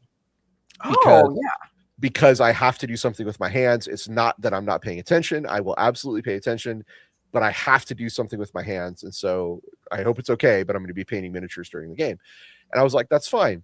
And Bill, because Bill is awesome, hand painted a miniature for every single player at that table while we were gaming together, right? Like, that's amazing. And that's, by the way, Bill's won many painting competitions. His models are freaking great looking. I actually have some over here from a campaign we were in together. So that is a great example of being a good player. He communicated with me very clearly about what his issue was, and he offered a solution, and then he used that solution to enhance everyone's fun. That's amazing. I'm going to go ahead and say that as long as it's not a distraction to anybody else, doing like a fidget or something, as long as it does not involve like human speech or language, is just fantastic. It's fine. We're this little biology core, but the main thing is that you can't use the language center of your brain for two things at once. So like reading a book at the table, not good. Writing notes about the game, great, fine, same task. Listening to music with lyrics in your earbuds, not good, right? Painting a mini, excellent. There's lots of stories of good players. I have a professional artist as one of my gamers, and he will often draw pictures of his own character and other people's characters during the game session, sometimes draw pictures of the NPCs. That's pretty amazing and great. These are people who have gone above and beyond. Like, clearly, I'm not expecting. Do not listen to this and think, "Oh, I have to do all of these things." You don't. This is way elevated above your typical good player behavior. Yeah, it's not even like always about like doing like extra stuff. Like my friend Tark is just always prepared. Like, he has characters who always feel really consistent and well embodied. He brings them across in a way that reflects that he's thought deeply about like who they are and what they're about. Always a pleasure to bounce off of, because you can kind of predict what he's going to do because the character is so consistent and well developed. Really fun to be a partner in crime with when we're both a player. We often get into trouble. It's good fun. Yeah, I should shout out my friend Scott. So Scott is one of those guys who just doesn't really have the ability to do like very different voices. Mm. You know, his speaking voice is kind of his character's voice, and that's fine. Like that's who he is. But Scott is a great player. Here's why Scott is a great player. He's always on time. He always has dice. He always offers to share spotlight. He always has a character that's consistent with the tone of the game, and he's always willing to try something new. That it doesn't sound like much, but it's a lot. It's a hell of a lot. And a game master like myself, I mean, just talking about it in this show, I'm sitting here going, damn, that's a good player. You know, that's one of the best players, even if he doesn't go above and beyond. You don't have to. If you just do what you need to do, you can be a good player. You can be a player that the game master will always appreciate. Oh, Scott always offers to help clean up too. Hey, the team player. Yeah, for sure. So yeah, you don't have to be extra to be a good player. You just, you know, the basics are enough. And if you take away nothing else from this this episode, I hope you take away the fact that a little effort goes a long way. Yeah, this idea of the basics being consistent. It's like learning martial arts, right? Fear not the man who has practiced 1,000 kicks. Fear the man who has practiced one kick 1,000 times. If you are super consistent on these basic concepts, you are going to be great to play with. And you have a lot of fun too. Absolutely. I think one of my favorite players I ever played with is a guy called Jake Burgess. Now, Jake he's an extrovert. He's a loud voice at the table. But Jake is that guy who will always go for what is the coolest thing he can possibly do. And he's created so many memorable moments just by committing to that, being like, yeah, I'm that guy. You know, I'm the player who shows up to your table and you're like, I don't know what he's going to do, but he's going to do something big every session.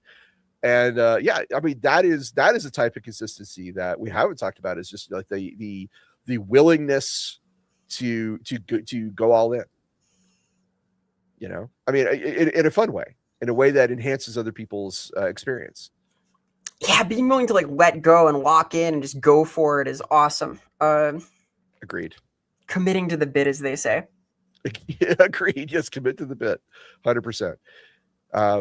We could take questions if you like, or we could go on to a different topic, whatever you'd like to do. I would love to take questions. I did want to talk about accents too, because they came up a couple of times just now. I think it's something that I was asked about recently. I was asked on my stream, hey Vera, I want to do an accent for a character in my game, but I'm worried it's going to be offensive. And I give like a half answer there, but I'm going to revisit this. I would say, how do you feel about accents? To start. Well, you know, we talked about this during the DMing one, is that I enjoy being a DM because it allows me to do a lot of different characters, and I can do a lot of voices. I can be the Weasley little shopkeeper, or I can be the demon lord. Yes. I can do a lot of things, and I'm not going to fool anybody. I'm not a professional voice actor. I'm not don't look for me in anything. I mean, Alexis has done actually voice acting over on Lorebeards 40K. I have not. Oh, very cool. But yeah, I don't know. I feel like the willingness to try and commitment to it is the most important bit. Yeah, I would say it should be something that you're comfortable with. Like if you're worried that a given accent's going to be like offensive, maybe dodge that one in particular. But if you feel like you can embody something, if you like have respect for the kind of energy you're trying to bring forward, like go for it, target it, see how you feel. You'll get better at it as you do it too. Just make sure it's something you feel good about, if it's going to be for your player character, because you are going to be using that voice a lot. And it's okay to try it out. I mean, here's the best part. Like no one's going to bat an eye if you're like, it's not working. And you decide to try something else or just drop it altogether. There's no law. You can adapt. You can adapt. Right. Also, for like one shots, you can get a little more ambitious. I played this awful little beast man named Hobble in a one shot we did. And Hobble was infested with worms and was very blessed and had this disgusting, rasping voice that left me feeling sick for 2 days after we finished. And I'm not going to reproduce it now because it's both ugly and hard to do. But I could not have done that for more than 4 hours in my life. That was like proper, like Jean Cheval, like destroy your throat VA stuff. So We do something have like that you can try for like a one-off character maybe, but don't do something that's going to strain you for your character. Yeah, for sure. And it's okay to start small. It's okay. A very easy way to start small is don't use contractions. That's a very easy way to show a character who's more formal, or a nobleman, or a character who's maybe from an alien society or something like that. Is instead of using "I don't know," you say "I do not know." It is a distinct way to show that you are thinking through everything that you are saying to avoid using contractions in this sort of way. Yeah, it makes you sound more thoughtful. It is effective. We have a question from Mike I was going to bring up here. He says, how can a player manage to be in multiple campaigns? It seems like a lot of work to do. I would say the main effort of that is like the time commitment, just showing up to multiple game sessions. You're blocking out a lot of your time at that point. I find it personally not too hard in terms of like mental real estate, as long as the characters are sufficiently distinct from one another. If there's like confusing like their personalities, that can be hard, but I recommend variety. Like my Pokemon trainer is nothing like my Inquisitor, right? I would hope so. I would hate to see an Inquisitor in Pokemon world. Let's put it that way. Oh boy. Yeah, exactly.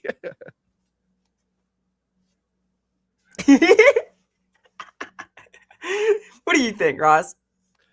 About being in multiple campaigns? Yeah. How many is too many?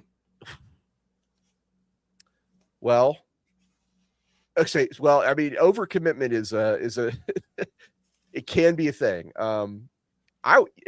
Just do as many as you're comfortable with, and if you feel like you're not giving enough time to any individual one, maybe pull back. But do as many as you want, I guess.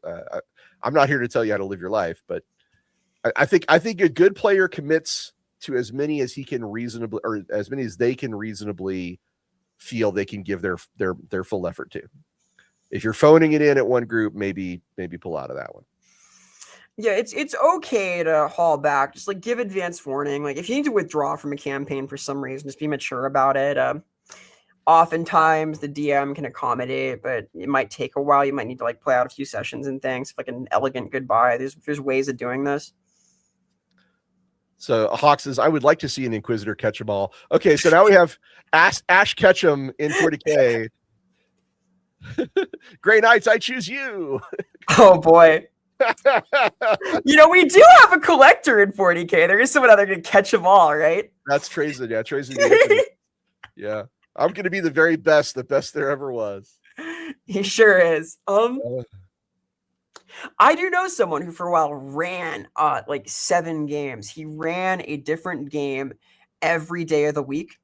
He did not have a job at the time, but he was DMing 7 different tabletop campaigns. So how much is too much depends, but he does not look back on this time as like a good era. So oh, I got to tell some good player stories. Did you have more player stories you wanted to tell?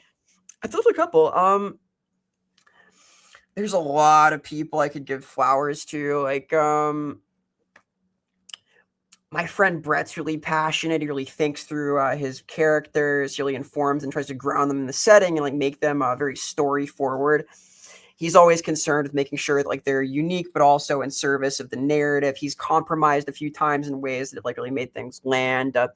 He has done the best executed evil character I've ever seen, where we all understood this character was going to be saying goodbye within like 10 sessions. And when they did, it was super dramatic. He chose his moment based on a fluke of the dice and went for it.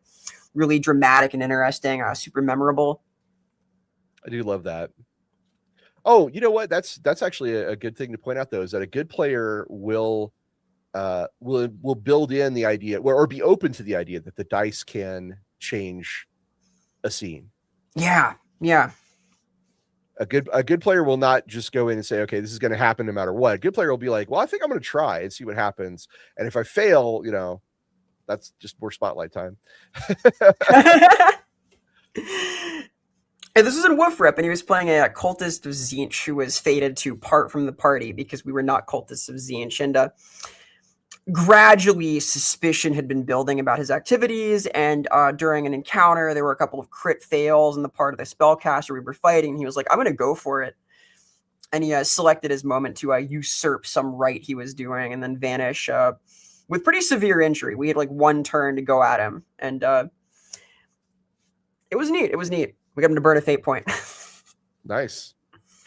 Which was cool. It's like cool to like really like hard go in on PvP for like 2 rounds because it doesn't happen often. And he was like super there for it because his plan was for this guy to like bail off and become an antagonist. And he had like this other character waiting, right?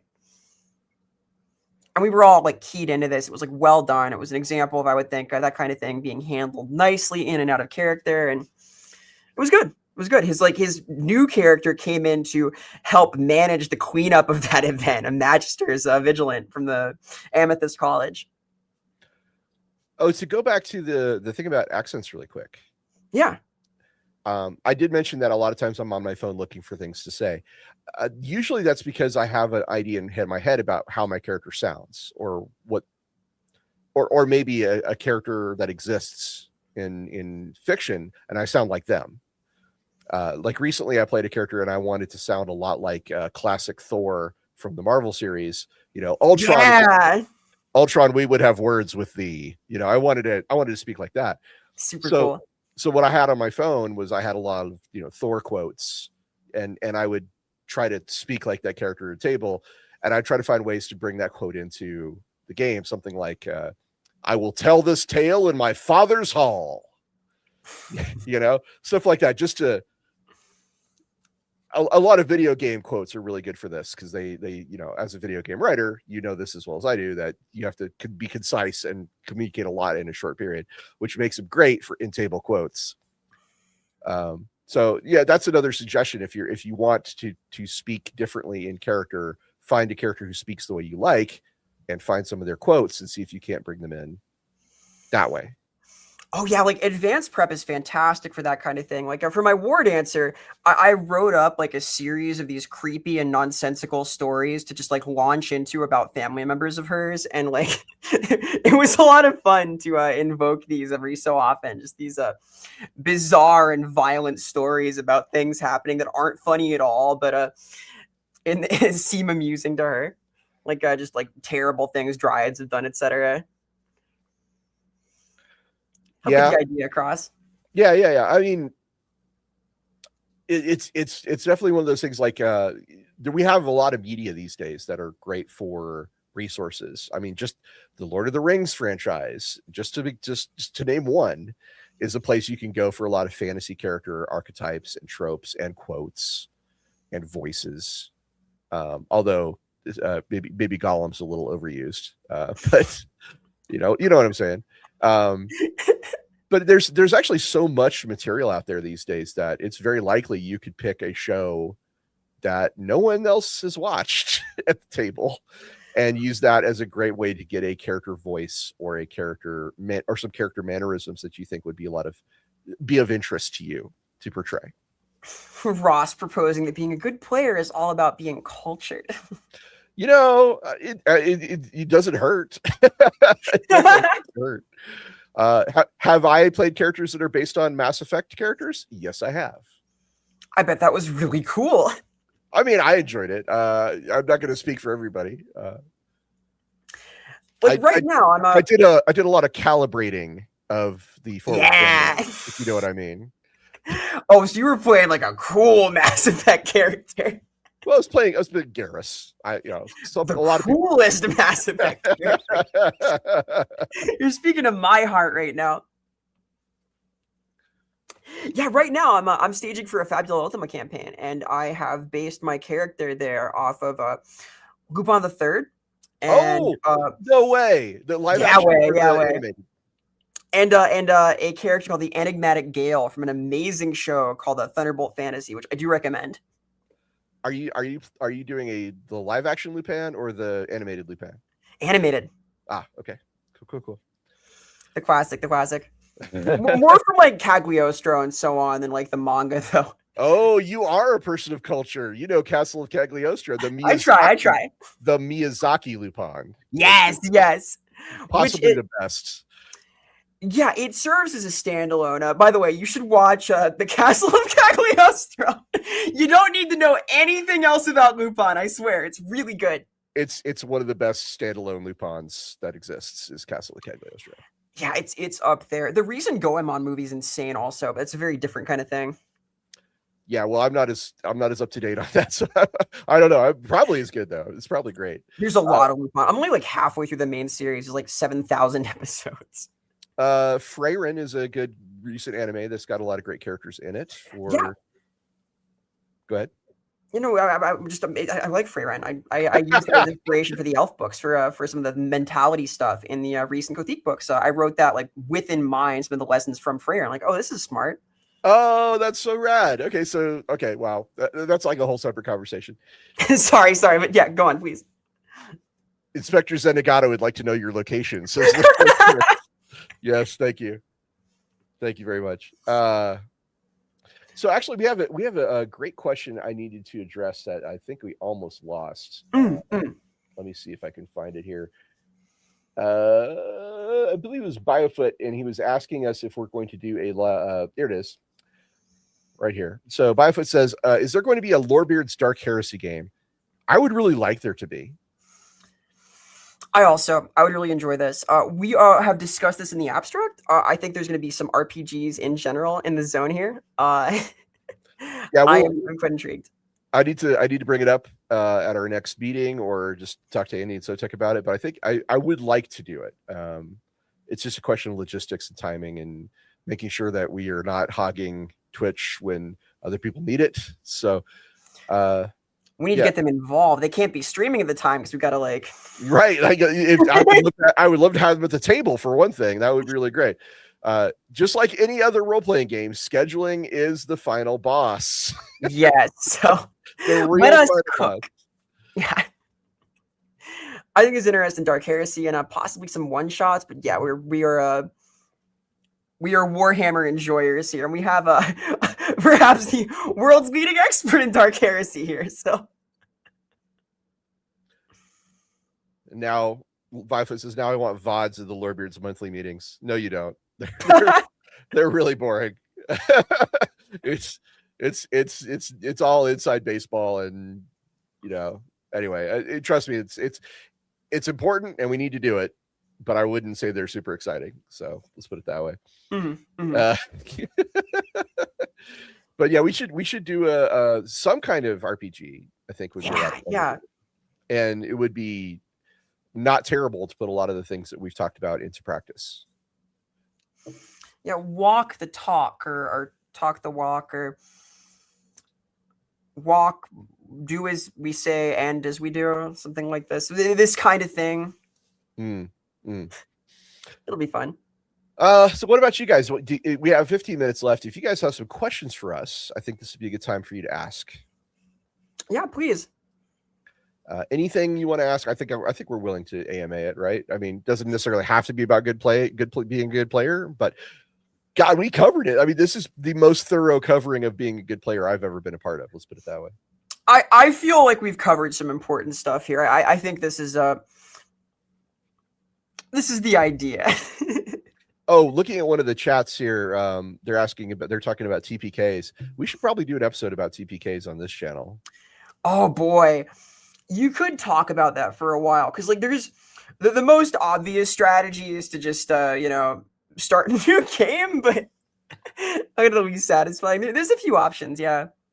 Well, I've had it happen to me a couple of times. I've been the DM when it happened a couple of times. Have you been a part of a TPK in the past? I have not. I've never had a full TPK. I had some like rough like multi-death sequences that were disruptive, but never a full TPK. Yeah, well, I'll say this again. We played a lot of 3.0 and 3.5. Trolls and 3.0 and 3.5 D&D were low. If you were not high enough level, you were gonna get munched. Those guys were awful. Mm. They were awful, man. And actually, 5th edition. I'll warn you about this ahead of time. Anybody out there who's a DM wanting to run Dungeons and Dragons 5th edition, there's a monster in the monster manual called the Quickling. That challenge rating is a lie. It is a lie. Those things are awful. They will tear apart a group of player characters on average. Yeah, challenge rating's a myth. Be very careful with quicklings. I tested them out on a low level party. It was like, oh shit.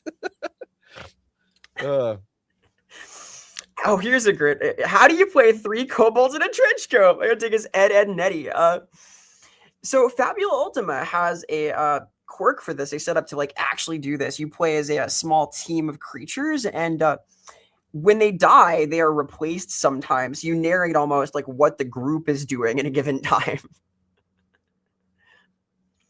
Which I think is an okay way to handle it. Like kind of use horde rules. Like the goblins begin drinking as they get to the tavern. Yeah, speaks up, demands things. Well, I would say, I mean, my first thought is, it's demanding to play 3 characters who are 1 character. Yeah. Definitely an advanced technique, not for new players. And it's very likely that what'll happen is your 3 kobolds will actually feel a lot like 1 kobold anyway, because it's difficult to portray multiple personalities in a single character. But it's very funny. And it's very interesting. And I admire people who show up with a unusual concept that they can pull off very well. So, I mean, I'd be willing to give it a shot. Let's put it that way. So, my inspiration for this would be Goblin Techies from Dota, which is a character in Dota where there's 3 goblins. One pushes the cart, one's on the cart throwing bombs, one of them hides in a barrel on the cart. And the one in the barrel barely talks. The one with the bombs is very loud, and the one pushing it is very practical.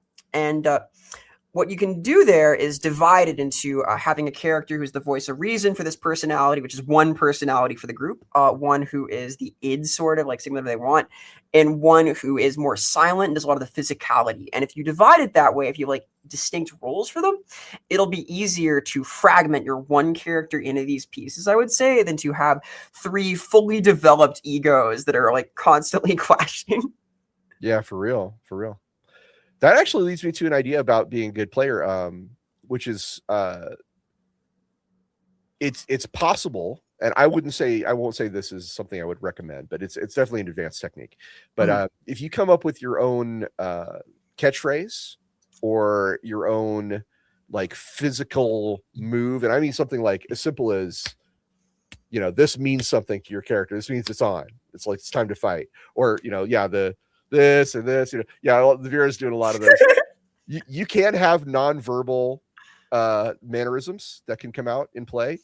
You can have catchphrases that you say. The problem with the catchphrase is you don't want to overuse it. Like once a session, twice max. I would argue. Well, you're talking like old Jack Kirby comics. It's clobbering time. Flame on. Avengers Assemble. Right. Yes, those are all examples. Yes. Iconic. We know these. Yeah, it's clobber time, of course. Yeah, that's from the most recent Fantastic Four movie, which was very, very good. Yeah, like it's so iconic. It stuck around for like when Silver Age 4 was a while back. Decades, easily decades. If not a half century. I would argue a half century or more at this point. Yeah, but probably it's been like since the 60s, maybe. Yeah, very likely. I think. So yeah, just make sure you like it because you're stuck with it. Right. Well, make sure it's something you want to say, but again, deploy it. Do not deploy it every scene. Deploy it at one big moment, maybe 2, and that's it. The problem with catchphrases, they can be easily overused. You'll know you've really succeeded with the catchphrase when other people in the group are bouncing off of it and like feeding that energy, and they're like waiting for it and they're stoked about it. Right. Exactly. You can see this in Critical Role a lot with the, how do you want to do this moment? It becomes a major thing. But Matt doesn't deploy that every single fight either. So, yeah. Yeah, and like the thing like Columbo. Oh yeah, and one more thing, right? For the finishing move. Yep. All of this works super well. Yeah, agreed. So we talked about props, we talked about minis, we talked about dice, and we talked about snacks. We talked about ingredient. electronic devices. God, I don't know. I feel like we've covered just the majority of it at this point. But terrain. If you're a guy who has some really cool terrain for the tabletop, your game master will love you if you bring it with you. That is advanced being a good player. Is like, I brought my box full of laser cut wooden buildings, or what are they called? Terraclips? Yeah, Terraclips buildings. Oh, those are cool.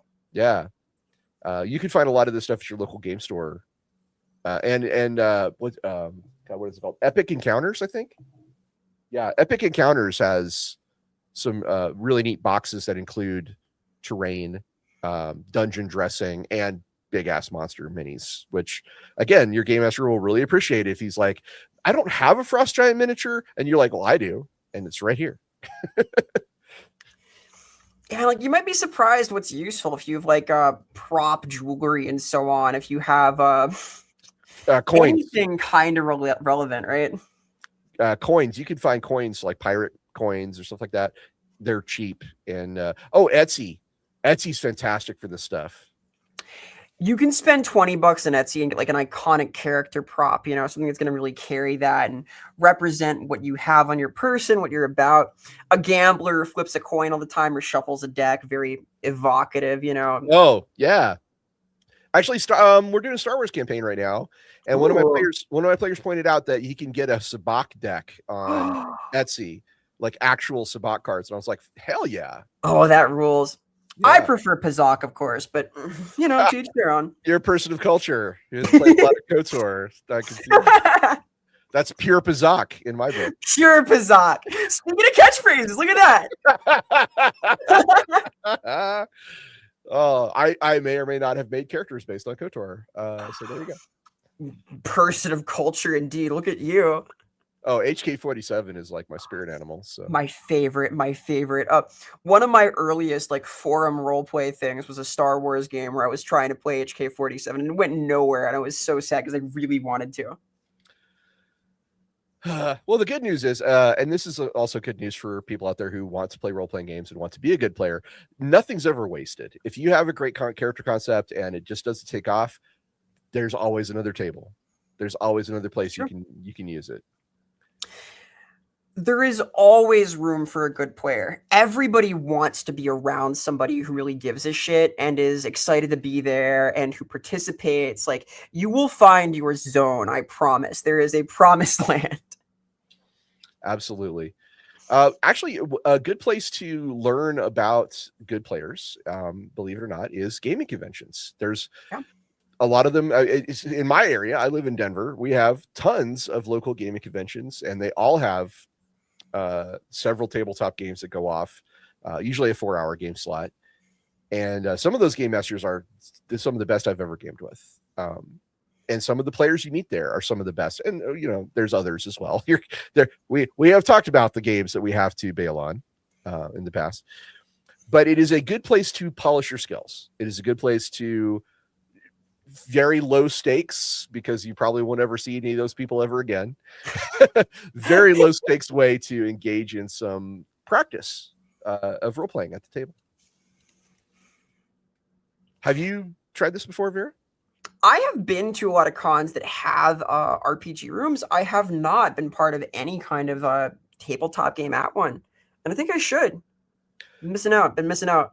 I mean, it's at the end of the day, don't forget, you can always get up and walk away if it's no good. That's true. I can bail. I can use my power. That's right. Use your power and bail. So it's very low stakes. Nobody's going to care if you show up and do poorly, and it's a good chance to practice maybe that accent or that the no contractions thing, if you want to try that. It's a good place to try out a voice or try out a mannerism. Yeah, there's a lot of room for these. Like HK47 has a very distinct speech style. I think it's not hard to do. It opens everything with the nature of the sentence that's to follow. Like, statement. This is not a challenging way to modify your speech for a game. Question. Can you see yourself doing something similar? Theory. It might prove an easy way to characterize a droid, perhaps, or an alien. Or someone who does not speak normally. Yeah, I agree. That's one of the things I love about HK47 is the way he talks like that. Yeah, I guess the other thing is, like, don't get overly invested in a mannerism. Don't be like, I have to have this or else this game is useless. Think of it as sprinkles on top of the donut. The donut is still tasty. The sprinkles are like, you can take it or leave it. I have met people who should come to the table with a mannerism, kind of like that, maybe that gesture character you were talking about. And that was the whole thing. That was the reason they were at that table, was to be that person. Oh, yeah. This can't happen. Yeah. Hawk points out that you're also the Elcor from Mass Effect do the same thing as HK47. They're fantastic. Yes. Also, if you're playing online, you can cheat this. You can use a secret life hack called Voice Meter and just literally modify your voice. I would be careful with this. It's very easy to make like an annoying fake voice kind of thing, but you can very well add distortion and so on, radio crackle to effect. That this only works in the digital tabletop realm, but it can be effective. I get a lot of my voices from 90s and early 2000s Adult Swim, like the Aqua Teen Hunger Force gang or the Venture Brothers. I use a lot of those voices. Like I commonly will have like an arrogant person act. He will speak like the Moonanites from Aqua Teen Hunger Force. That's so good. Right. For example, if I really want an arrogant person, it's clearly that's just because you are not from the moon. I'm just imagining a barbarian who talks like Dr. Weird now. Gentlemen, behold my axe. That would be great. Yeah. So like all I'm saying is, inspiration could come from anywhere. Yeah, for sure.